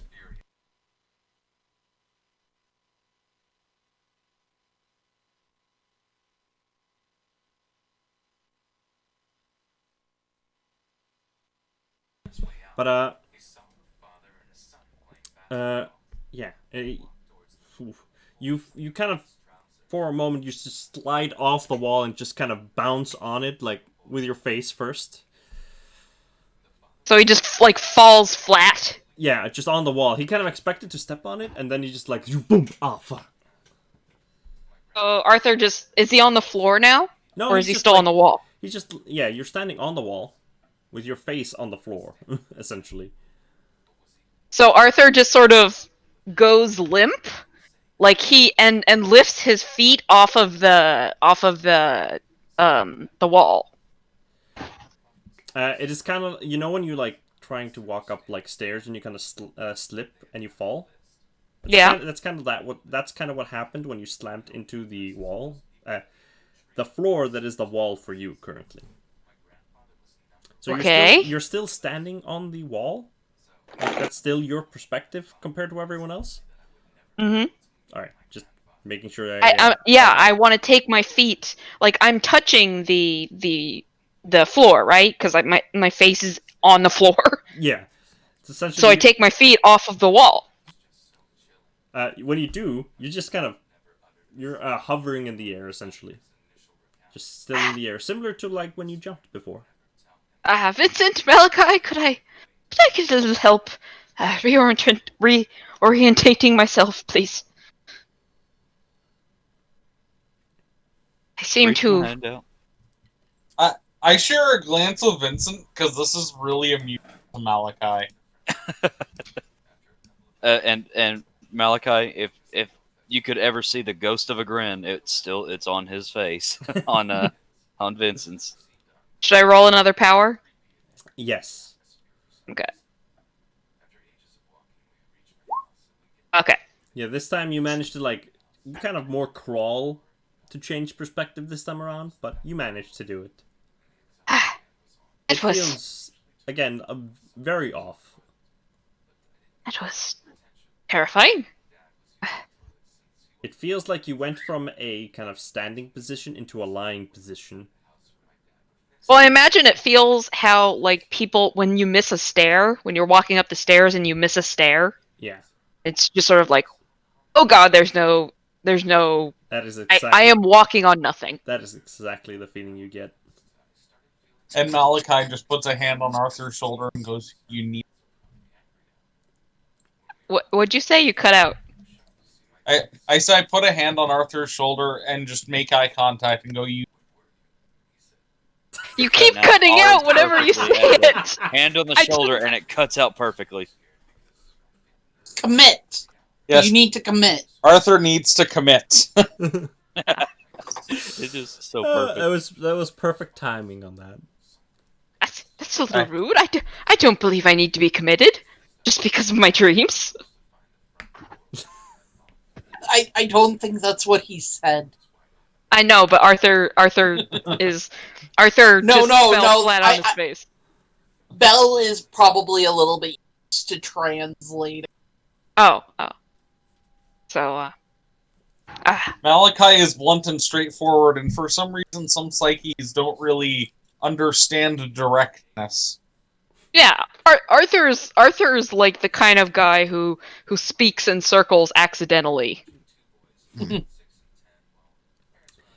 So you collect yourselves now that you've managed to all get back to the floor, and you looking around there. There are actually, let's see, I have the map here. There is the exit that you guys had before. There is a, you can also go into what you think might be the kitchen area, and go past that if you want, or you can go to the kitchen or the deck essentially. I think How's we should go Alaska to looking? the kitchen. She's probably a little gray around the gills. So you want to go to the kitchen? Kitchen has food, kitchen has weapons. Alright. So you head towards the end of the saloon where you can see there's a table there for the bar and everything like that, and then there's the door behind it that would lead into the kitchen. You go past the bar and you push open the kitchen door, and as you do, you walk into a hallway. And the door behind you kind of swings once, kind of like the saloon doors do, and then when it closes, it just kind of like, you instinctually kind of like look at it, and you see it just kind of like turn to immediate mist, like. What? And there's dust on the floor where the door used to be, and there's a wall. Malachi just shrugs his shoulders, looks at Arthur, and goes, "Dream logic, I guess." Quite right. Quite right. Is the dust that same purple color, or is it the color that the door used to be? It is the color the door used to be. Okay. Disintegration. Cool. So, I imagine... do we still feel no thirst or hunger or anything? No thirst or hunger. Only those that have used magic points feel slight fatigue. That's bad. So I imagine we're rummaging around for like kitchen knives and stuff. You are not in the kitchen. You're in a hallway. Oh, are we in the hallway? I missed it. I had a moment of looking away. So, are there rifts in this hallway blocking the hallway? So there are not any rifts here that you can see. It's completely dark down here. Again, everything is still slightly purple tinted, but it's completely dark. You can see like maybe 5 feet in front of you. You see it's just a direct hallway forward. You're obviously still in the boat because like the walls, even though they're kind of like metal, made from metal, it's like you're definitely just probably in some other part of the ship than you expected to be in. Vincent, I saw you smoking like when we first met, right?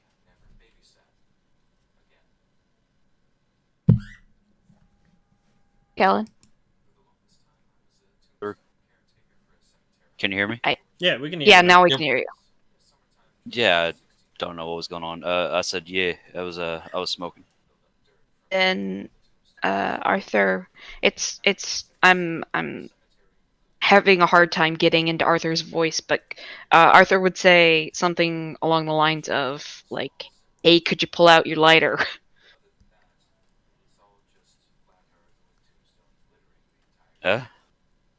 Sure.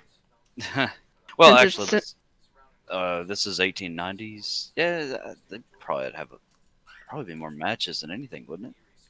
Did they have Yeah, lighters? I think you'd probably have. I think you had a lighter. Maybe I did. Okay, sure. Lighter. Click. I can check And- up on the lore really quick. I'll Google when lighters were invented. Though I did confirm aspirin didn't exist. Smart. Oh, 18 I You still have I to thought chew I on bark? Yeah, lighters existed. Yep. Smart. Alright. Nice.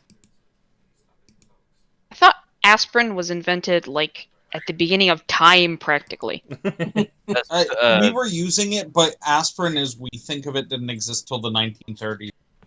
Ah. So, we have a small amount of light. Do we see anything? So you turn on you turn on the lighter.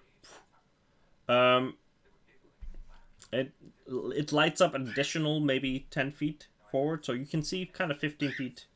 Generally, it feels like everything past, like the light past that seems to be kind of just engulfed. You're just in a strange hallway. There aren't any like switches or anything. There's no exit behind you. You see the kind of ceiling above you. It is like it's maybe about 8 feet to the ceiling. It's not a very tall ceiling. And Are there light fixtures on the ceiling? no, none that you can see. I guess So we're in I'll, a dark hallway with no source of light that's not working. It's just completely dark.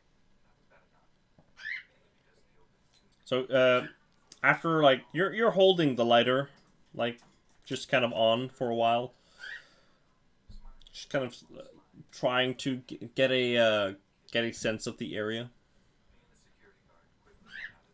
And you feel like roll for me a luck really quickly, Vincent.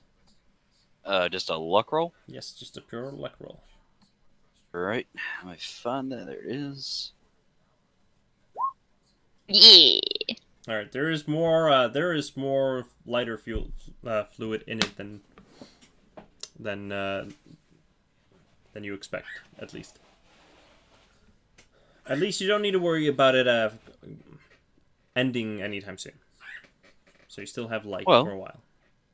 I do have a pretty quick question since it was a dining hall. Yeah. Were there any candles floating about? Those big wax candles? Yes, there were. That'll probably last a lot longer if we light one of those. That is very true. And we can each carry one at least. Yes. Yeah. So yeah, I'll go back. Malachi's do taught that. me how to light So candles. You turn back to go back to the saloon, and the door isn't there. That was stupid. Oh. Do you would have been What? You look at the wall where the door used to be, and there's only dust on the floor where the door used to be. Sorry. It disintegrated, my boy. Yeah, but I didn't think that the hole went with it. All right. Huh. Yep, there is no exit from this place currently that you can see. A wait to go forward, shall we? And are there any doorways in the hallway? None within the range that you have currently in front of you. So we're just in a hallway. Yes. All right. I guess Oh. I'll take the lead since I got the light. I have an idea. Arthur has a little piece of wood that he's been whittling. Yes. Can we light that on fire? Probably burn too fast. That's true. You could light it on fire, but Yeah, and the smoke, it wouldn't be good in an enclosed area. Okay, never mind. Yeah, I'll take point. you start walking forward with that, and you hear the slight echo of every step you take. And it feels off. It doesn't feel like you're walking in an enclosed area. It feels kind of like every step you take feels like when you hit something underwater and you get like this slight sound underwater, something hitting. It kind of sounds like that every time you take a step, like off from a normal footstep. And you could walk down the corridor just for about a minute when you reach this kind of small circular room with an old-fashioned kind of coal oven in the middle with a very just this kind of, what's it called, just this pipe that goes from it up into the ceiling. It's kind of like those that you see in old houses, not in an actual boat.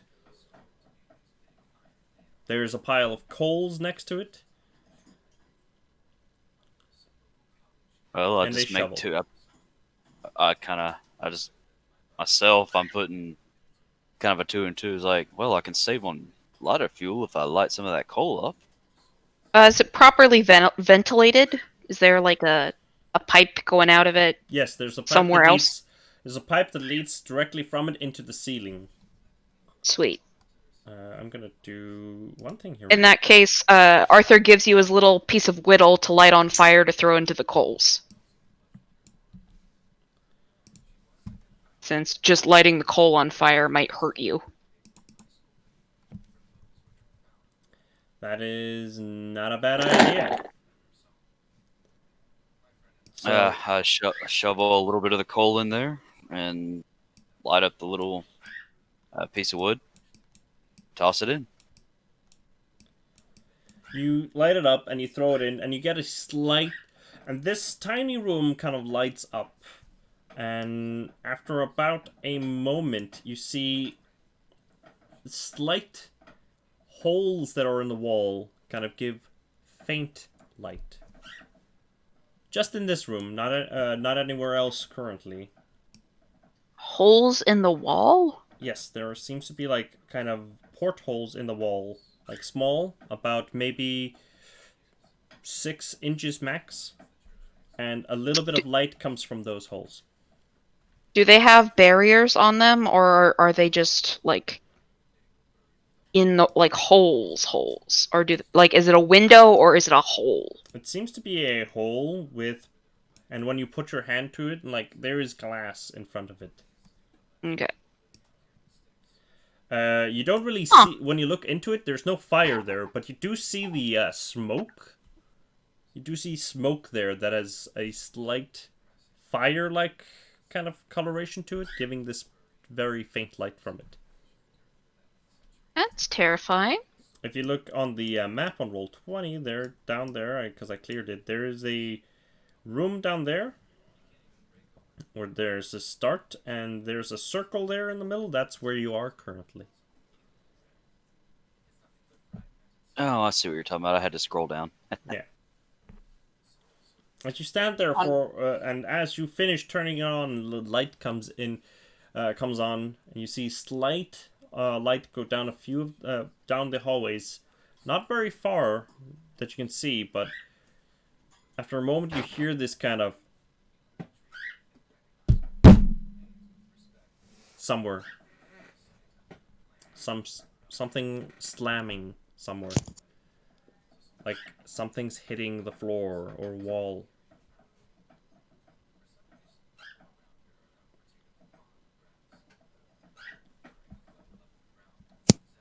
All right. Left? We got 3 ways to go here.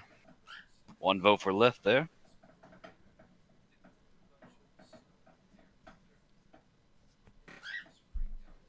The sound repeats.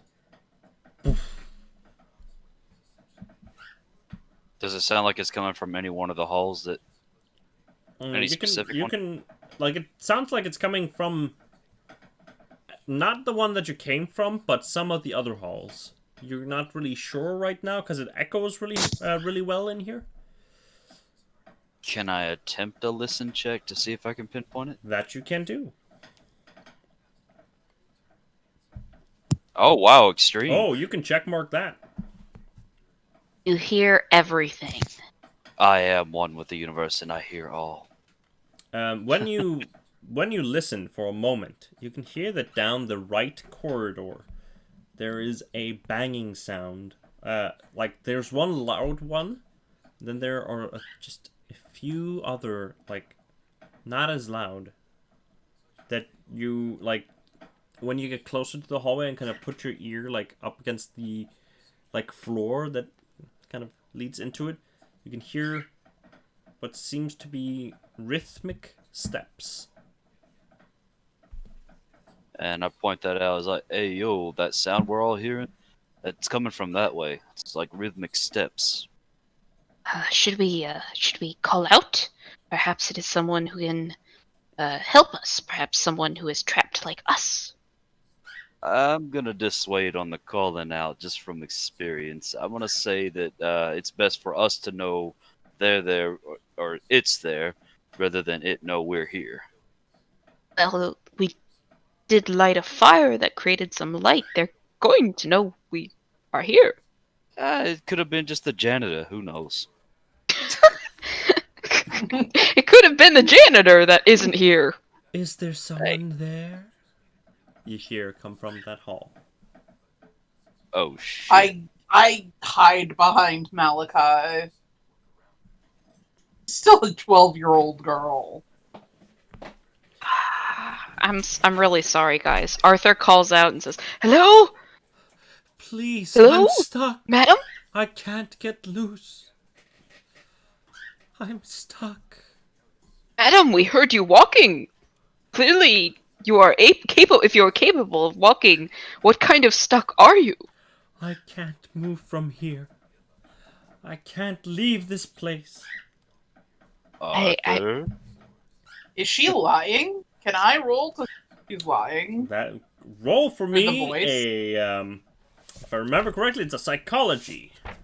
Or psychology. Psychoanalysis is to help people. Oh, fuck, that was my other character. Yeah. Well, let's try.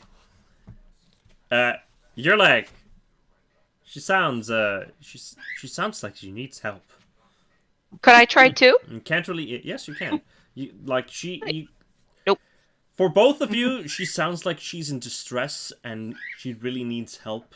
Like, you don't think that she's lying. Like, a person that sounds this panicked That's in character. that wouldn't be lying, you think? Anybody wait, else I'll got good try. I listen psychology? to Alaska Lie all the time. Nice! I'm gonna go ahead and do it too, because I mean, from my background, I don't trust anyone immediately. I'm gonna, Nice. it's Wait, silly. I'm gonna Perfectly burn in character. I'm gonna burn 4 luck points and make that an extreme success. Alright, you don't get a check mark, but it is an extreme. So, let's start with you, Vincent. There is something off about her. Like, she seems panicked and like she appears to be genuine, but there is something off about it. But Malachi, you don't think that these are genuine calls at all. Like, there is a tone to her voice that kind of gives you the idea that this is all an act. You think that she is preying on those that would come to help her. So I pull everyone in and I get down at Alaska's level and I say, you know how we talked about tells last week? For poker? Yeah, sort of like poker, and when you lie.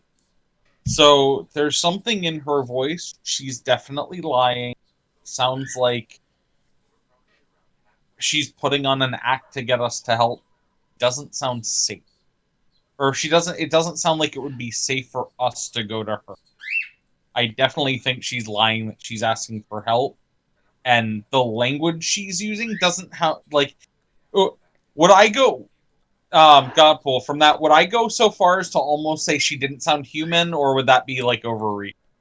I mean, she sounds human.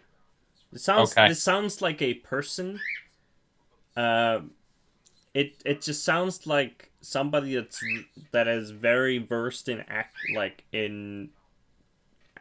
tricking someone, like with Okay, yeah. wordplay and It such. sounds like so. I heard a few tells. It sounds like she's lying.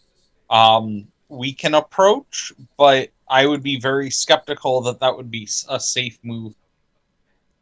I agree with you, Malachi. Yeah, something sounds off about her.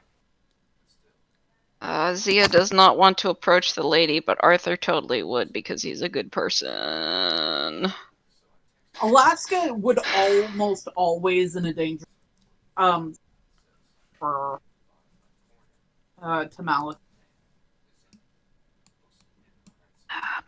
My friends, I trust you. I honestly do, but this woman could possibly need help, and I would feel terrible not be, being. Arthur, it would be one thing to say that she sounds genuine, but to me, it definitely sounds like she's outright trying to deceive us into something that doesn't sound like. Michael, what's your persuade skill? Oh, it's high. Okay, can you roll a persuade on me? Sure. Because I will fail, like I do. So just roll higher than me, please. Nice. Malachi sounds very convincing. You are right. This place is too dangerous to blindly walk into a situation like this. I will place my trust in you, Malachi. So I'll call back and go, I'm sorry, I don't think we can get to you from here. If we can find another way around, we'll double back, but we can't get to you from here. The way's blocked. Don't leave me here. Please. Can he roll another persuade to try and persuade that person? Like, yeah, they totally can. Well, That would technically be technically seen. That would be fast talk in this situation because he's trying. That would be a trying to quickly like lie to get out of this. There's always a chance. Skip.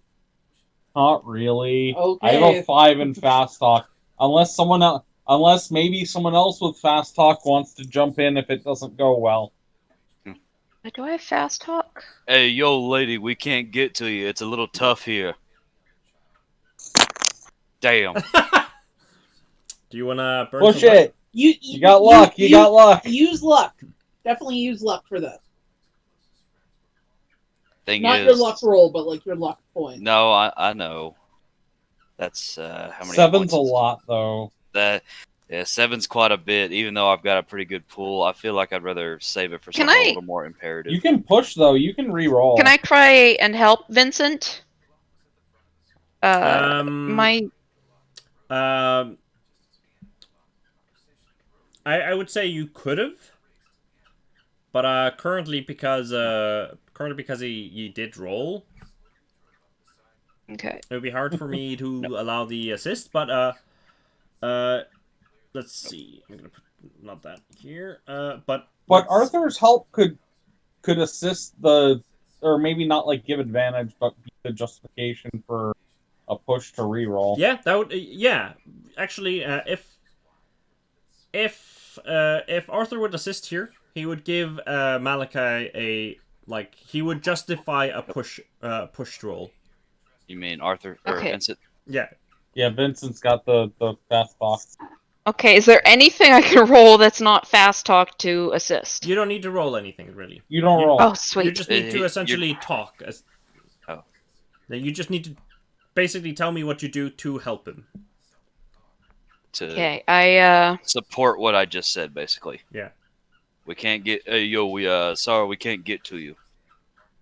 I call out and I say something along the lines of, "My dear, I am afraid the voids in space and time are very have drained us, and it's we are simply too exhausted to provide any help to you. We do not have any food or water. We do not have anything that can help you. We simply must get out of this room." And now reroll G. Yes, you can. God. Oh, that is a critical Oh. fail What? Oh. No, it's not. because you failed the push roll. Oh, so it automatically becomes a critical fail? Yes. I thought it just became just again a fail, and just the things are worse off. So But- to give you an idea here, a push an example consequences of failing a push roll cause great offense leading to violence, outrage, or criminal proceedings if it. So yeah, pushing is essentially like it is pushing your luck, which will always lead to you technically seeing critical failing. Which is I know it make things worse. I just didn't. Because so what happens if you crit fail? Then that's what I'm saying. The mechanically yeah. that's what I was wondering. Re-roll your character. Yes. Right? I guess.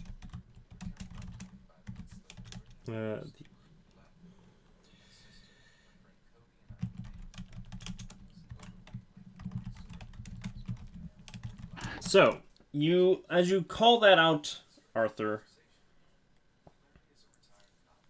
everything goes silent. You don't hear the banging sounds.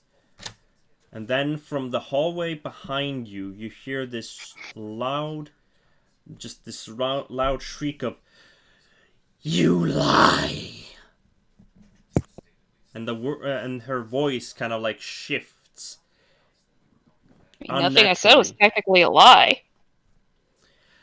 "You leave me here to my death,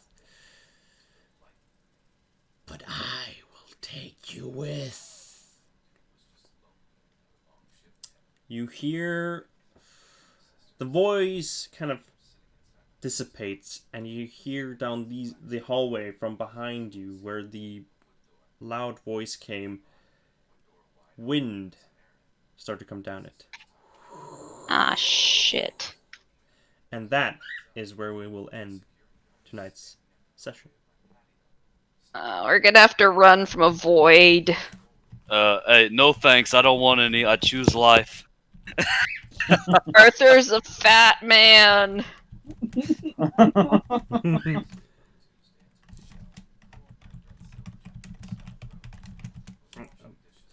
Yeah, man, guys. What a fun time.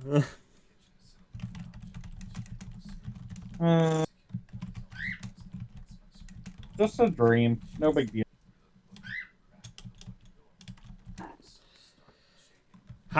So, fun times in Dreamland, eh? Oh yeah. All our characters so much. Last note I have on my thing is dark hallway with spooky lady gonna kill us. I mean, it's not inaccurate. We tried to fast talk the situation to not go to the lady. She read us like a book. Wind started coming from behind us after her voice worked. Yep. Maybe she just needed help because she ate Taco Bell yesterday. Oh god, I'd love some Taco Bell. Maybe she just needed a lozenge. I mean, her throat sounded scratchy there. Oh, Yeah, but we was, literally don't have anything but like pool cues. All we have is weapons. I know. I got rope. Nothing I said to her was a lie. It's just I don't have anything that could help you. Hey, I may have the best fast talk here, but it was still a 50-50 shot, so whatever. True. I came Well, close sometimes. I'm just really glad G didn't make me roll to help you fast talk because my fast talk is 5. Yep. That's where I was at too. yeah. I will You know, say actually, let's see if it would have worked. Nope. Made it worse. I'm actually stronger at intimidate. Go figure, right? Yeah, go figure. So I should have just been like, "Hey, yo, shut your trap, you bitch." Something don't like want that would that. have probably worked better. I've discovered I cannot do Arthur's voice if it's not like happy jubilant. I cannot do Arthur feeling scared or sad. I mean, that makes sense. Yeah. So, It's very hard to do this voice when you're terrified or very sad. But you and know- guys, it's okay. The wind is it's just a little bit of it's just she's just farting from the other direction. That's all. I'm reading it like this the red the haunted house from Silent Hill 3.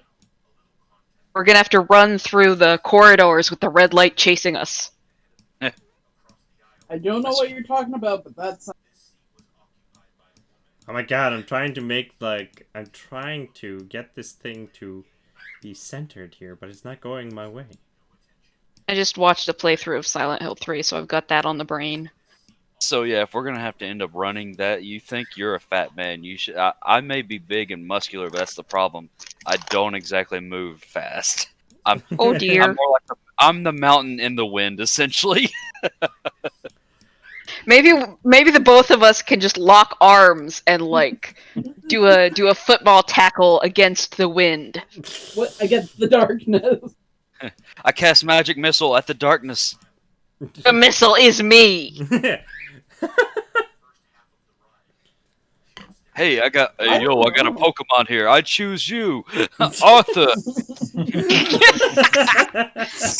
Hello there. What's that move? Arthur uses fake bag. tears. I'm gonna Only say they're wind real bag. tears. But yeah, guys, you guys gotta look forward to dealing with the lady. Oh, Aw, we're gonna have to kill her, and Arthur's gonna be so sad.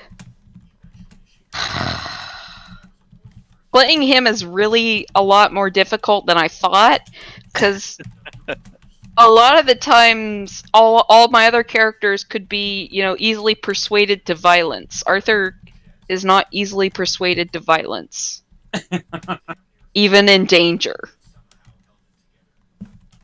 Yeah. Don't worry, just get behind me.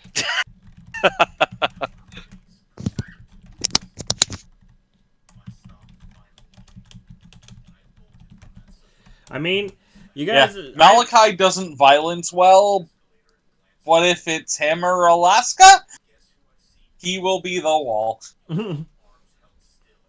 He is built to be a wall. You should this. I mean, my first note this time around is not as fun as the first note last time, but I have more notes this time around, and I got so many fun things to prepare for next time. Great. And I'm just looking forward to having you guys figure out where you are. You're in a fun part of the ship.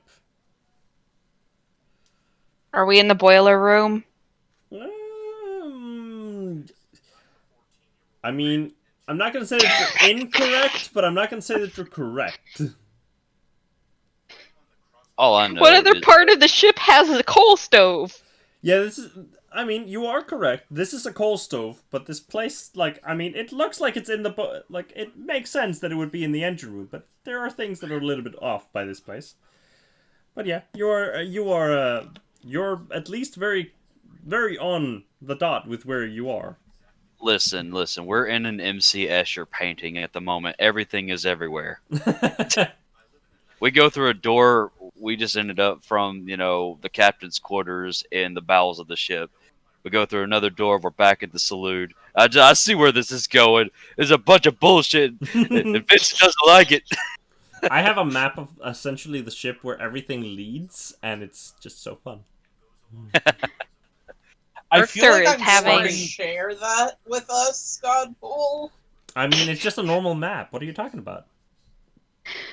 Arthur I is feel like I'm having starting- an existential crisis because he's only ever had these wondrous dreams where he's been able to do all these things, but everything is fantastical and amazing. And now suddenly they're actually dangerous, and what the fuck?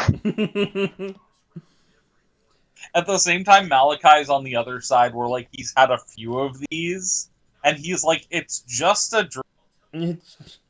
So he's watching Arthur freak out, and he's like, you're just scaring the child. Chill the fuck out. Meanwhile, Arthur's seen some things. Man, I just really need...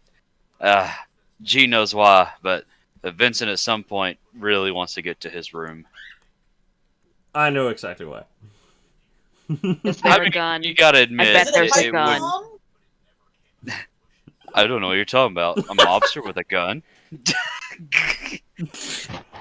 Pshaw. Is it opium?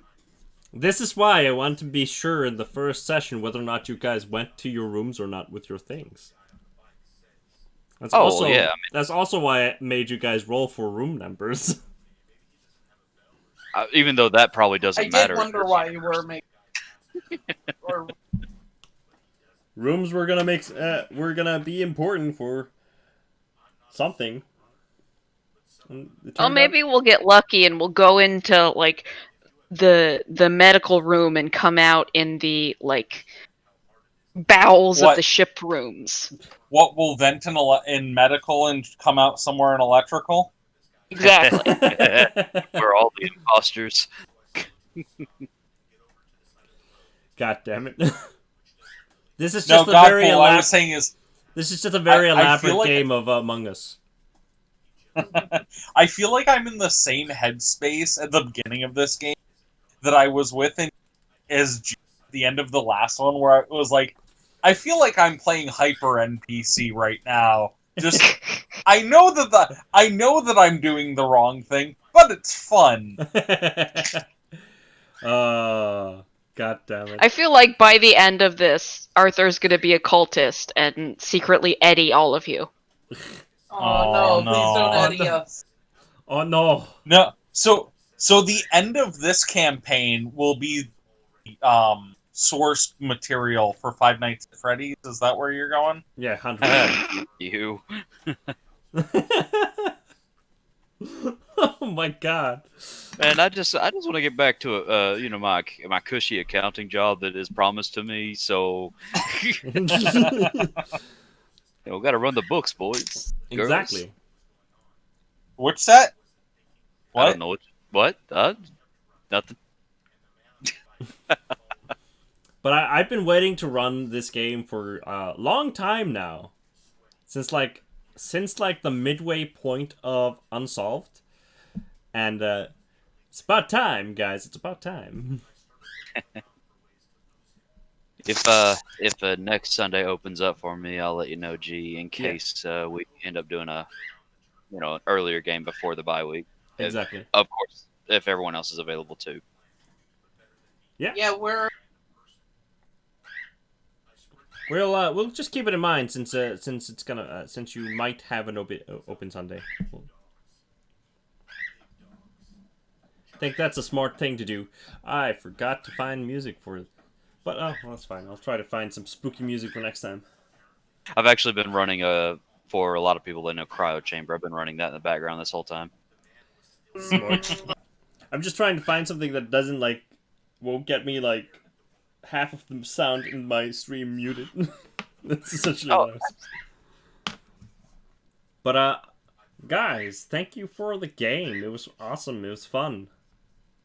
it was. No one And, died. Thank you for running it for us. No problem, guys. And It's only episode 2. We shouldn't have died. who knows what's gonna happen? Who knows what would have happened if you would have gone into the rift? Vincent would have known, but he blocked it out of his mind. I just know something made me feel really icky. Yeah. But guys, for those that came by. Yes, I did kill you in your episode 1, but that was accidental. I'm sorry, Elite. I had to just. But yeah, I want to thank everyone that popped by to enjoy this with us. Thanks for joining us, guys. We might have another one of these episodes next Sunday, but normally we have them bi-weekly. So not next Sunday, but the Sunday that is the 1st of November should be the next episode, unless